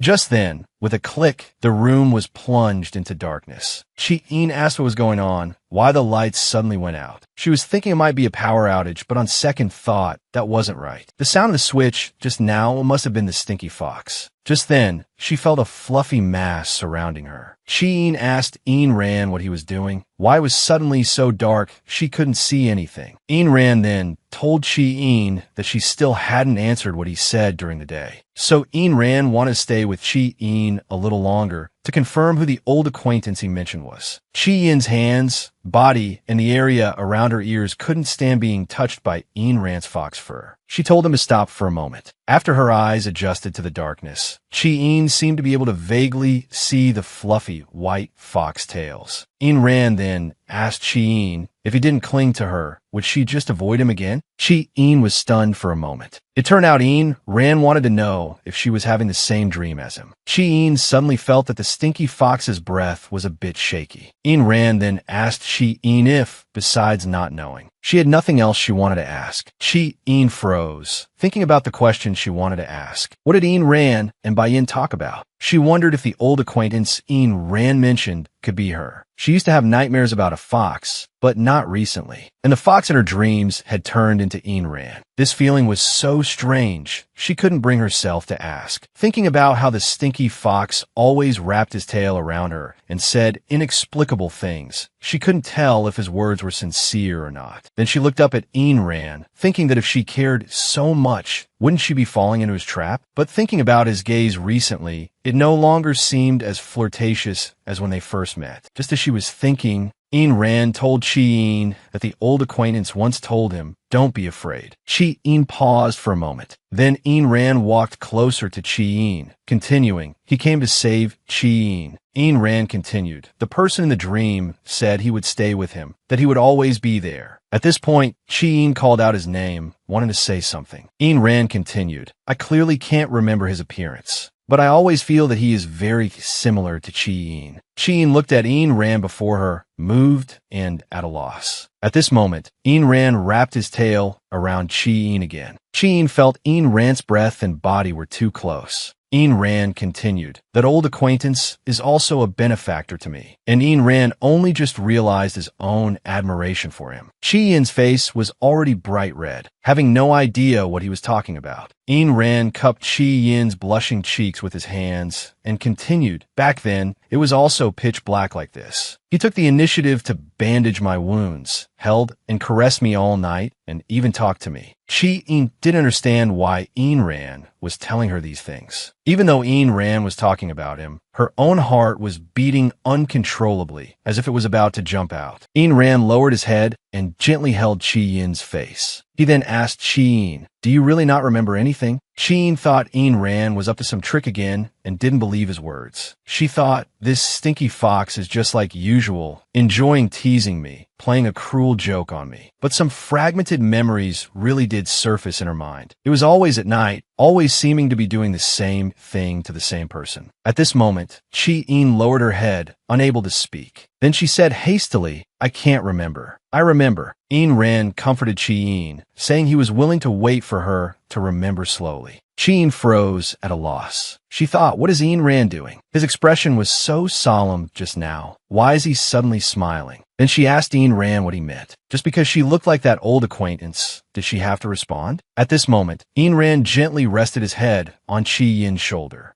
Chi-Yin wanted to say something, but was interrupted by Yin Ran. He explained for Chi-Yin, "I knew you blush when you lie, but I didn't know my benefactor would blush this much." And he praised Chi-Yin for being too cute to look at for too long. Otherwise, he wouldn't be able to resist kissing her. Chi-Yin thought, "Is my face really that red?" Yin Ran cornered Chi-Yin. Chi-Yin tried hard to push him away, using the excuse that what Yin Ran was looking for wasn't here, wanting him to let her go. Chi-Yin said she was going to rest. Yin Ran then said gently to Chi-Yin, "Xiao-Yin, you don't have to be so nervous. It's okay." Then he pointed to his own blushing face for Chi-Yin to see, comforting her that he, like her, also blushes. Chi-Yin was too shy to speak. Seeing this, Yin Ran let go of Chi-Yin, explaining that it was late and he shouldn't disturb her rest. He said, "See you tomorrow. Have a good dream," to Xiao-Yin, then turned to leave. Only after hearing the door close did Chi-Yin breathe a sigh of relief. Standing by the computer in her room, her heart couldn't calm down for a long time. Chi-Yin looked towards the door, feeling it was very strange. Why would I have that kind of memory? Could it be that the old acquaintance the stinky fox mentioned is really related to me? Thinking about what Yin Ran said to her just now, I clearly can't remember his appearance. I can't remember, but Yin Ran always felt he was very similar to her, and that he admired him. Thinking about these things, Chi-Yin couldn't help but wonder what the person who looked so much like her actually looked like. A woman was throwing stones into the water, thinking, didn't they say the demon pearl was around here? It's already midnight. Should I keep looking? Suddenly, she seemed to hear a sound. She pushed aside the weeds in front of her. The woman actually saw a fox with 9 tails, lying on the ground and trembling. The woman felt the aura of the demon pearl. She thought, could it be that this fox swallowed the demon pearl? If it really swallowed it, it would surely die. She thought that she was only ordered to find a demon pearl. How could it have been swallowed by a small animal? Looking at the fox wailing in pain, the woman thought, can I only get the demon pearl from its stomach by killing it? At this moment, the fox opened its eyes, trembling. The woman held the fox's face and saw its blue eyes, thinking, he looks so similar. It can't be such a coincidence, can it? Just then, the nine-tailed fox actually turned and ran away. The woman thought, does it know that I'm a threat to its life and want to take out the demon pearl inside it? So she decided to follow it. At this moment, the fox could no longer run and collapsed to the ground with a thud. Another small fox heard the sound. Seeing its companion collapsed in the distance, it went forward and sniffed. Then it let out a long howl. Just then, it seemed to notice some movement in the woods, and the fox lying on the ground was emitting a demonic aura. At this moment, the clouds were about to cover the moon. The woman muttered to herself, how did it run so fast? She looked up and saw that the moon was gone and the forest was so dark. The demon pearl hasn't been found yet. I can't report back like this. So she sat down under a large tree, thinking that it would be dawn in a few hours. It probably didn't run far. I can only look for it again at dawn. The woman yawned, wondering how that fox was doing now. It must be very uncomfortable after swallowing the demon pearl. As she thought, the woman fell asleep. Then she actually dreamed that she was sinking into deep water. While struggling desperately, she shouted for help. Suddenly, a tail once again pulled her into the water.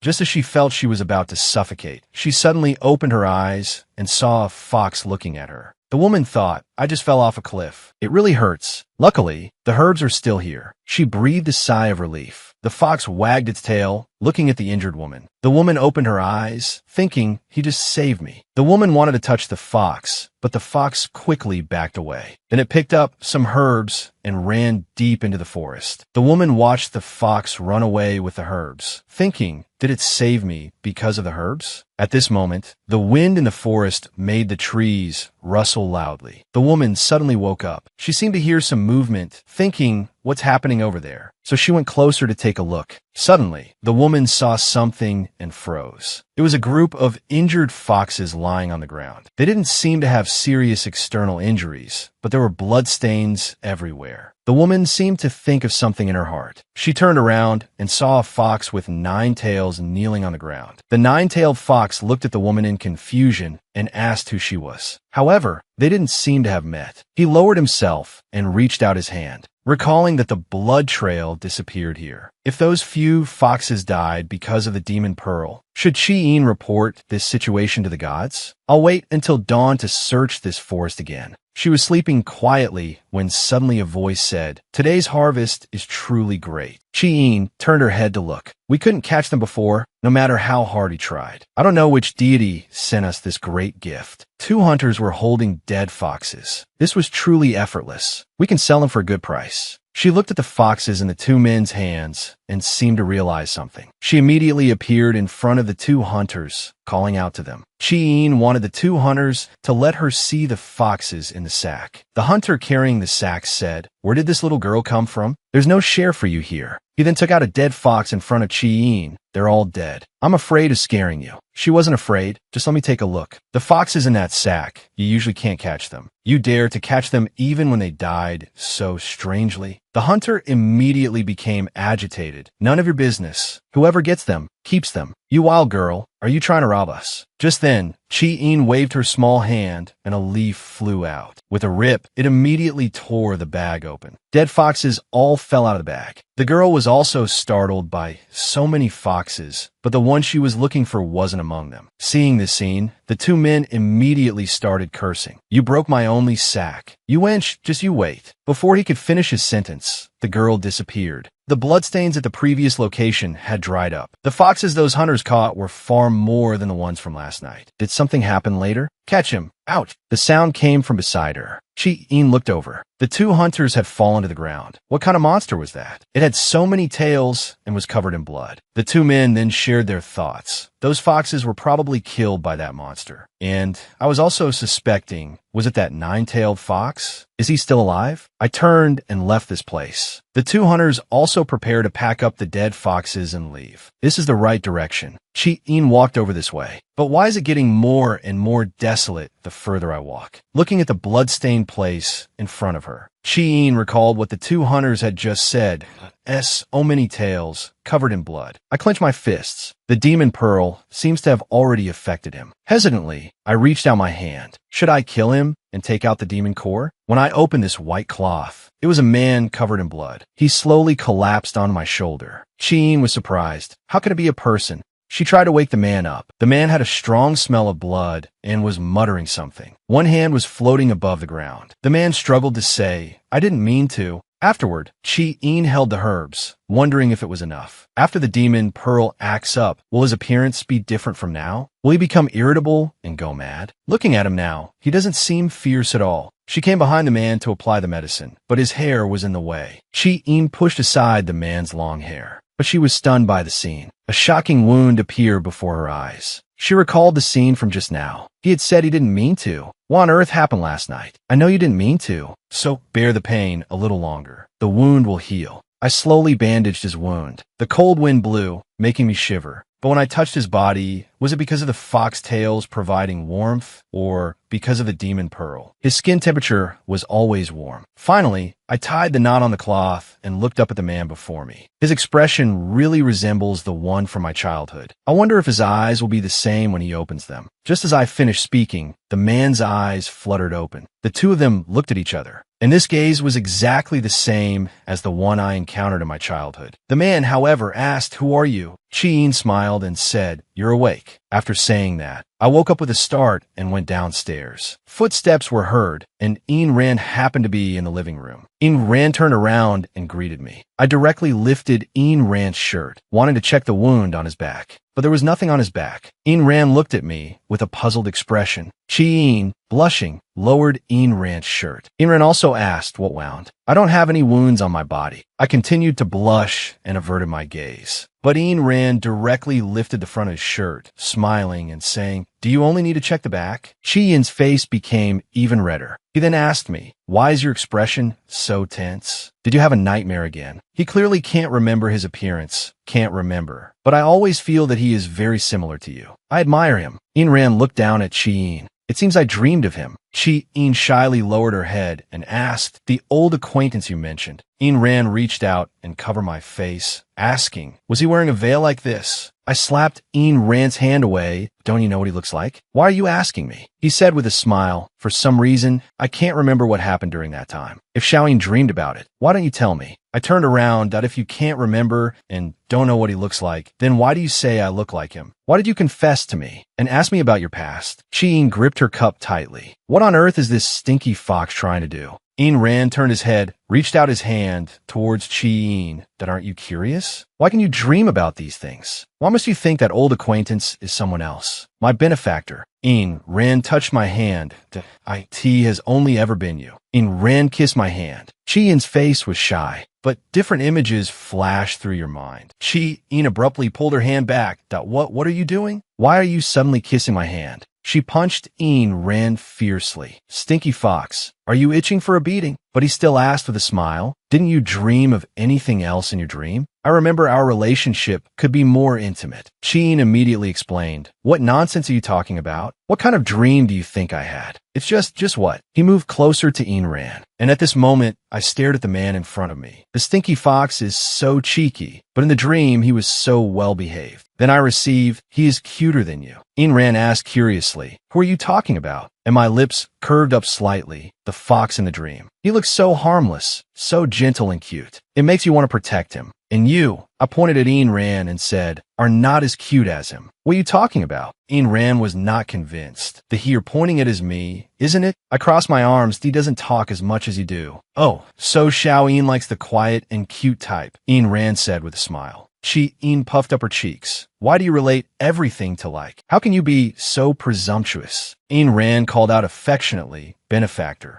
This made my face freeze again, recalling the fox from last night's dream. But he said, "Benefactor, you're blushing." "I'm not." Chi-Yin slapped Ayn Rand's hand away. "I haven't put away my books from last night, move." Then Chi-Yin hurriedly fled from there. and Ian Ran, watching my reaction, just called out casually. Does she really like the cute type? She blushes so quickly. At this point, Ian Ran began to have doubts. The one she dreamed of is really me, right? It couldn't be another fox, could it? I hid behind the door, hugging myself. Why is it that now, when I see the stinky fox's face, strange memories always surface in my mind? They are exactly the same as the scenes I dreamed of. Even though it's just a dream, it always feels as if it really happened that, oh, so Xiaoyin likes the quiet and cute type. The scene from just now surfaced in my mind. After a while, I got over it. He's just a fox. What's there to like? It was just a dream. No need to keep thinking about it. However, that scene, yeah, will you come again tomorrow? I woke up with a start. It turns out I was dreaming again. Just as I came to my senses, a small note was passed to me. It read, sleeping during study hall. Aren't you afraid you'll talk in your sleep and call out my name like last time? This was extremely awkward. Who would call out your name every time they dream? The stinky fox remembers what happened before so clearly, and he was obviously sleeping himself. Only when the stinky fox is sleeping does he look different from usual. Ian Rant's lips softly called out, benefactor. I recalled the scene from the dream. Why are you taking care of me so thoughtfully? Ian, Rand held my hand. Your hand is injured. It's from gathering herbs. Benefactor, thank you, benefactor. I hope I can see you again tomorrow. Shi Ying's face grew redder and redder.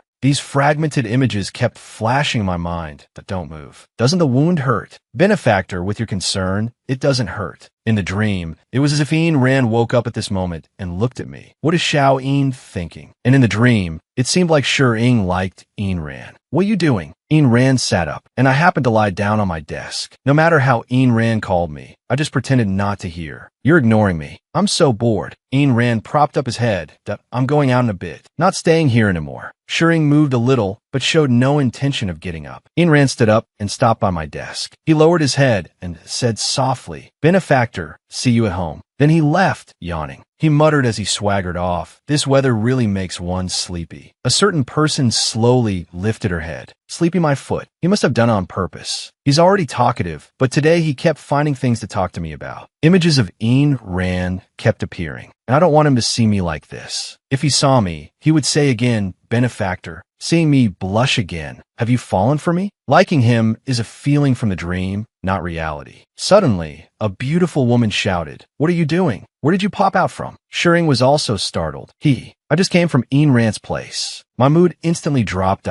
So he just went to see you. No, she immediately explained. I just want to find him. I wanted to drag him out to have fun, but he ignored me and left. There was something important I wanted to say, but I never got the chance. Early this morning, the little boy with yellow hair came to Brother Ran's house. Brother Ran, long time no see. Brother Ran, it's this blue-haired kid. After Brother Ran sat down, he began to tease him, you're living a much more leisurely life than me. The yellow-haired boy leaned closer to Brother Ran and said, how's the private school over there been for you recently? You should come over here to hang out more often. Brother Ran lowered his head and replied, saying that he was doing very well, and that he happened to have something to ask him. Have you found anything on that person I asked you to look into? After hearing this, the yellow-haired boy took out a piece of paper and began to explain that I found him. His name is Xiao Sun. He is indeed not human. This pretty young lady in front of me is called Shi Ying. Everyone calls her Sister Shi Ying. Just as Miss Shi Ying was enjoying the view, a young lady with pink hair from behind started to greet her. Shi Ying walked over and asked her with confusion, what's wrong with you? Why are you so nervous? The young lady took out 2 VIP tickets, saying she had a hard time getting them. She wanted to ask Shi Ying to invite Ian Ran out. Only then did Shi Ying understand the young lady's meaning. It turned out she wanted to invite the stinky fox to the amusement park. The young lady began to explain, I think there's a misunderstanding between Ian Ran and me. He's ignoring me, and I have something very important to tell him. After some thought, Sister Shi Ying decided to help her. But she also warned her what I say might not necessarily work. So I'm just passing on the message. Just as the two were about to set off, Ian Ran suddenly appeared from the side and snatched the tickets from their hands. The young lady's spirits lifted instantly. Well now, there's no need to ask someone to invite him. He came on his own.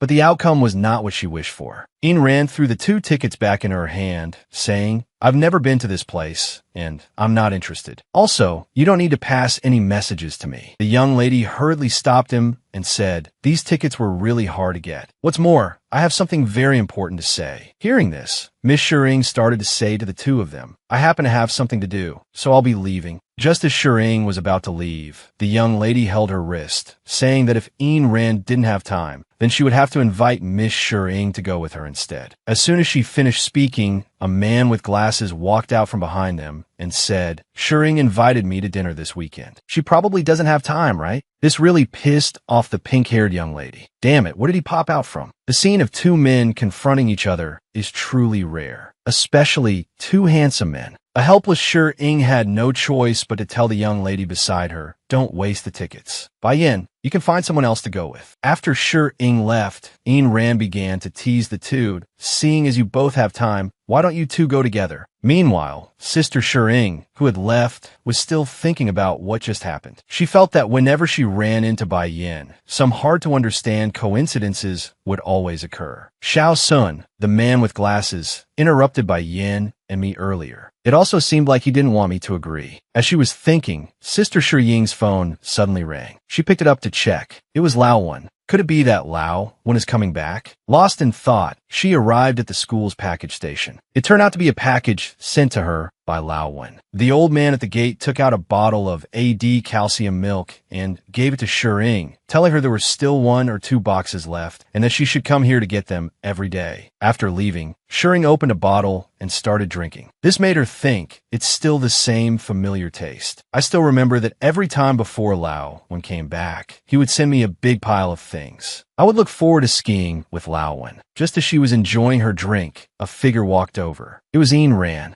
After talking for a bit, they went home together. After returning home, Shering lay down directly on the sofa. Ayn Rand walked up behind Shering and said, "You still haven't answered what I just asked you." It turned out that before they went home, when they met, Ayn Rand had asked her, "Are you planning to persuade me to go to the amusement park with Bai Yin? How would you persuade me?" Shering said, "Didn't you already refuse? Why do you keep asking?" But Ayn Rand was relentless. "Oh, you're saying if I hadn't refused, you would have persuaded me to go." Shering turned her head to the side and said she just wanted to help pass on the message and didn't want to persuade him. Just as the two were chatting happily, Shi Ying's phone rang. It was Bai Yin wanting to add her as a friend. After accepting, Bai Yin sent several messages, trying to coax and pester Shi Ying into going to the amusement park with her. Ayn Rand, who was beside her, grew a little impatient upon seeing this. She's not going to give up until she finds someone to go with. Why don't you just agree? But Shi Ying thought, she was originally looking for you. Why should I go? Ayn Rand teased her. You're not really going to have dinner with Xiao Sun, are you? He was obviously just saying that on the spot. His goal was to stop you from going with Bai Yin. Ayn Rand's words piqued Shi Ying's interest. Shi Ying turned her head to look at Ayn Rand and asked him, "Do you know what Bai Yin wants to tell you?" Ayn Rand saw through her and said, "I don't know, but you seem to care a lot." This left Shi Ying unable to answer. But the very important thing Bai Yin mentioned was actually that she wanted to confess her feelings to Ayn Rand. Suddenly, Ayn Rand leaned his head in again and said, "You know, right? Who I like." Seeing that the situation was not right, Shi Ying hurriedly changed the subject. Right. You like that person. Why bring this up all of a sudden?" Ayn Rand said, "So why is it that every time this topic is mentioned, every time that person is mentioned, Xiao Ying blushes?" Unable to hold on any longer, Miss Shi Ying hurriedly fled.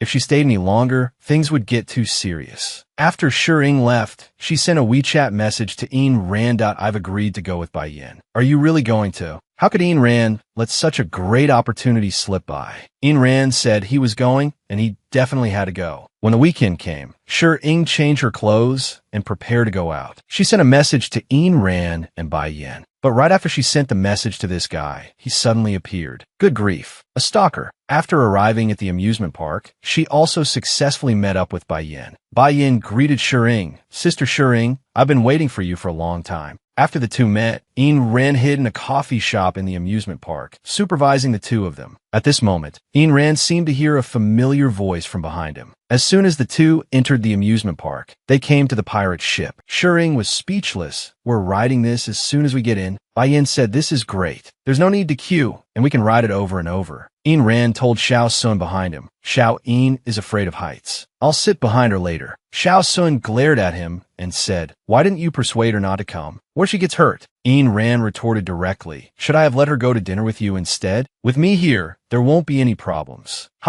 After the two got on, Bai Yin had a great time. Shi Ying was not so happy. However, those two didn't even get on. Xiao Sun teased Ain Rand. I thought the nine-tailed fox was so capable. You can't even get on. What were you boasting about just now? Is Brother Rand the type to be bullied? Absolutely not letting others get a word in. He directly revealed Xiao Sun's identity. A confused Xiao Sun wanted to ask Ain Rand, but Ain Rand told him the two of them had come down. After playing for a while, Bai Yin started to thank Shiring. Thanks to Sister Shiring for playing several rides with me. I wouldn't dare to play them alone. Ha ha ha. Shiring was completely bewildered. Forget about those, but why are you even playing the fishing game? I hate fishing the most. Hearing Shi Ying's words, Bai Yin silently lowered her head and said, I've been to very few places. This is my first time at an amusement park. I wish I could come every day. Women are always like this. Sad for 1 second, and the next she's pulling Shiring to go boating. Xiao Sun, who had been following them all day, suddenly realized, damn, where did they go? Crap, I think I lost them. It was up to Ain Rand. He directly took out his phone to contact Shiring. Actually, his nine-tailed fox clan can sense things with their tails. Brother Rand followed the WeChat directions and arrived here. But the sensation from his foxtail told him that Shiring was not here at all. Sure enough, a hand suddenly reached out from behind and grabbed him. It was Bai Yin. It turned out that before this, Bai Yin had asked Shiring, Sister Shiring, did Ain Rand follow us? Shiring stammered in response. Did you see him? Hearing this, Bai Yin laughed. My intuition is really sharp. It seems fate has decided that today is the day. I have to express my feelings to him. Then, Bai Yin borrowed Shiring's phone. But after Bai Yin left, only Shiring was left, sitting alone on the sofa, looking at the phone in her hand. At this moment, Xiao Sun walked over, asking her why she was sitting here. This startled Shiring a little. Xiao Sun said he was just passing by, but that probably wasn't a very convincing explanation. After some thought, Shiring began to ask Xiao Sun, do you know Bai Yin? But judging from his reaction, he probably didn't. Shiring always had a feeling that the two of them should know each other. Could it be her imagination? Xiao Sun replied to her, actually, I feel that Bai Yin doesn't seem friendly. I was worried about you, so I came. For some reason, a sentence suddenly popped out of Shi Ying's mouth. Bai Yin said you're not human. Does she owe him money? This completely confused Xiao Sun. What is she talking about? It's not just you who's speechless. I'm speechless too. At this moment, Shiring said again, Xiao Sun, you know Bai Yin, don't you? Or rather, you know her identity, and that's why you're doing this, isn't it? Coming to find me specifically. A helpless Xiao Sun sat down and began to explain. He thought Bai Yin was very strange, and he didn't know what she was trying to do. It was just because her intentions were so strong that he was worried about her safety, just like when Ain Rand was by her side in the beginning. Shiring was very confused. She didn't think Bai Yin could do anything to her. But Xiao Sun still brought up Ain, R-A-N.D. Oh, you remember what Ain Rand calls you? He always calls you benefactor, right? Shiring was even more puzzled. How would you know something like that? Xiao Sun lowered his head and began to tell her, perhaps that benefactor is something he should have called you long ago. Actually, Xiao Sun never wanted to tell Shiring, but Bai Yin was right. Shi Ying's intuition about things being strange and awkward was correct. Of course, she also knew Ain Rand wasn't human. Similarly, Xiao Sun is not human either. It turns out that when they were children, Shiring and Wenshu went skiing together. Along the way, they saved a bird. That bird is today's Xiao Sun. This is just ridiculously absurd. Utterly and completely absurd. Hearing what Xiao Sun said, Shiring remembered. Good grief, you've kept this a secret until now. Xiao Sun thought Shiring would be a little surprised after finding out, but it seemed he was disappointed. Shiring was a little curious, if that's the case. Then do Ain Rand and Bai Yin also know your identity? Xiao Sun said that he had only told this to her, and he wasn't sure about the others. Hearing what Xiao Sun said, Shiring began to seriously wonder what on earth Bai Yin was up to. At the same time, the tricked Ain Rand was led by Bai Yin to a remote corner. After they stopped, Bai Yin's emotions were a little stirred. You felt it too, didn't you, Ain Rand? Otherwise, you wouldn't have been deliberately avoiding me. This is your nine-tailed fox aura. Hearing this, Ain Rand frowned. How does she know my identity? Then Bai Yin stretched out her hand and said, sure. That bracelet should be on my hand, shouldn't it? Bai Yin said that she was the one who first found the nine-tailed fox's tail segment. On Shi Ying's side, Xiao Sun began to tell Shiring about Bai Yin. About Bai Yin, I think the reason she's inexplicably following you is not just for Ain Rand, but possibly related to your bracelet. You started wearing that bracelet ever since you met Ayn Rand, right? She circles around you with an unclear purpose, but her eyes often glance at your right wrist. Xiao Sun's words made sure Ying remember. It really was true. Indeed, every time she met her, she would try to touch her bracelet. This also made Shering very confused. What does this bracelet have to do with her? While she was pondering, Shering suddenly noticed something strange about the bracelet in her hand.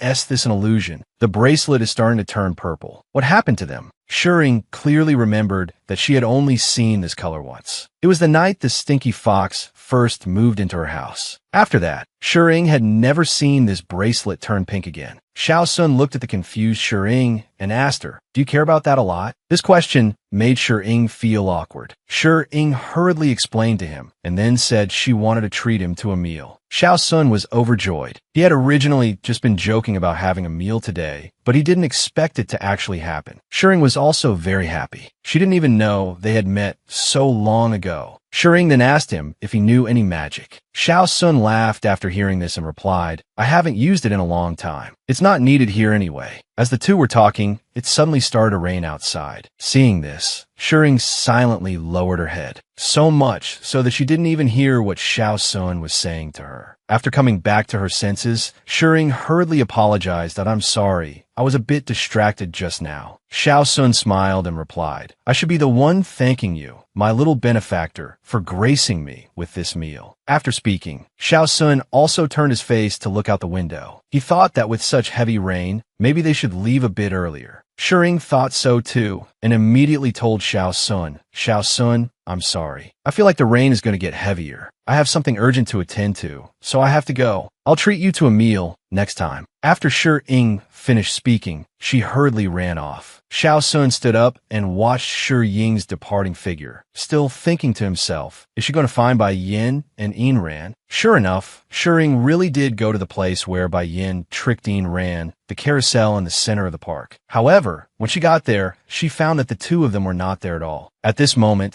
Shering was already starting to feel jealous inside. The stinky fox says one thing and does another. If he says that, then why did the fox fur turn pink? Is it because of Bai Yan's confession or something else? In her anxiety, Shering hurriedly picked up her phone to send a message to Ayn Rand asking where he was. Just as Shering was feeling disappointed, a message suddenly came on her phone. It was a video call from the stinky fox. However, when Shering answered the call, the screen was black and there was no sound. Suddenly, a waiter's voice came from the other end of the call. "Sir, are you all right? Would you like another drink?" Hearing the voices and music, it sounded a bit like some kind of bar. Shering arrived at the nearest bar. Even with the storm raging outside, the inside was still filled with laughter and cheer. Sure enough, amidst the noisy chatter, Shering found Ayn Rand slumped over a table. Shering came to Ayn Rand's side. Ayn Rand slowly lifted his head and looked at her. "You're here." Shering was about to be bewildered. "Why is your face so red? Where's Bai Yin? And have you been drinking?"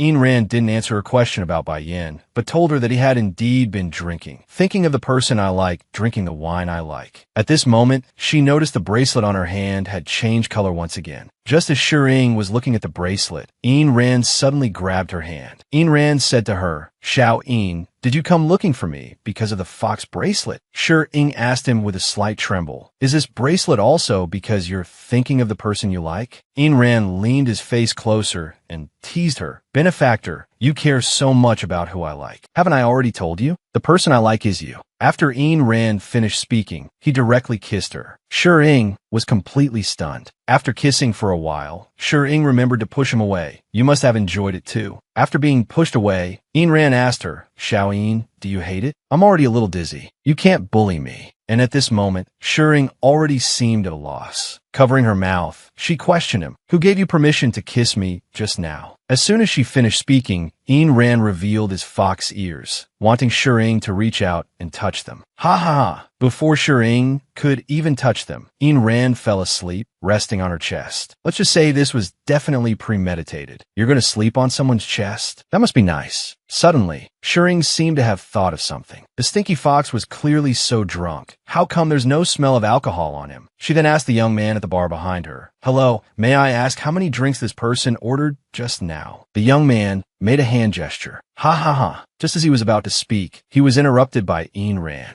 Ain Rand murmured, "It's been a while since I drank. How'd I get knocked out by just one glass?" Only then did Shering realize. Aha, so you were pretending. You weren't even drunk, were you? Ain Rand, however, avoided Shi Ying's scolding and instead turned to look at the bartender on the side. "What are you looking at? Haven't you seen a couple bicker before?" After speaking, Ain Rand directly lifted Shi Ying and carried her. Shi Ying struggled with all her might, but it seemed to be of no use. After they came out, Shi Ying asked Ain Rand, "So you didn't drink at all, did you? There's no smell of alcohol on you." Ain Rand lowered his head and replied, "I drank, but this is drowning my sorrows. How would I dare to deceive my benefactor? I'm just not completely drunk." Shi Ying's gaze was unsteady. She opened her mouth to ask him, "What sorrows are you drowning? Weren't you with Bai Yin?" Shi Ying's question gave Ain Rand an opening. "Humph, you abandoned me and tricked me into going to that woman's side. You're only bringing this up now." Shi Ying asked him again what the two of them talked about. But Ain Rand told her that Bai Yin supports the two of them being together. As he spoke, he took Shi Ying's hand again. Ain Rand said that Bai Yin made him certain of one thing, but that's not important anymore. "I originally wanted to take back the tail segment in your hand, but I've changed my mind now. It's a part of my body, and now it's in your hands. So, I belong to you too." Seeing Shi Ying not responding, Ain Rand asked again, "Xiaoying, haven't you always been concerned about this? I am very sober and very clear. From beginning to end, my eyes have only been on you." At this moment, Shi Ying's heart was also not calm, but she had already accepted it unknowingly. While she was thinking, Ain Rand made a gesture to hold her hand. Actually, Shi Ying also wanted to walk into his world. In the end, she finally decided. The fox dream she once hated so much will no longer exist. "To be honest, I really like you too.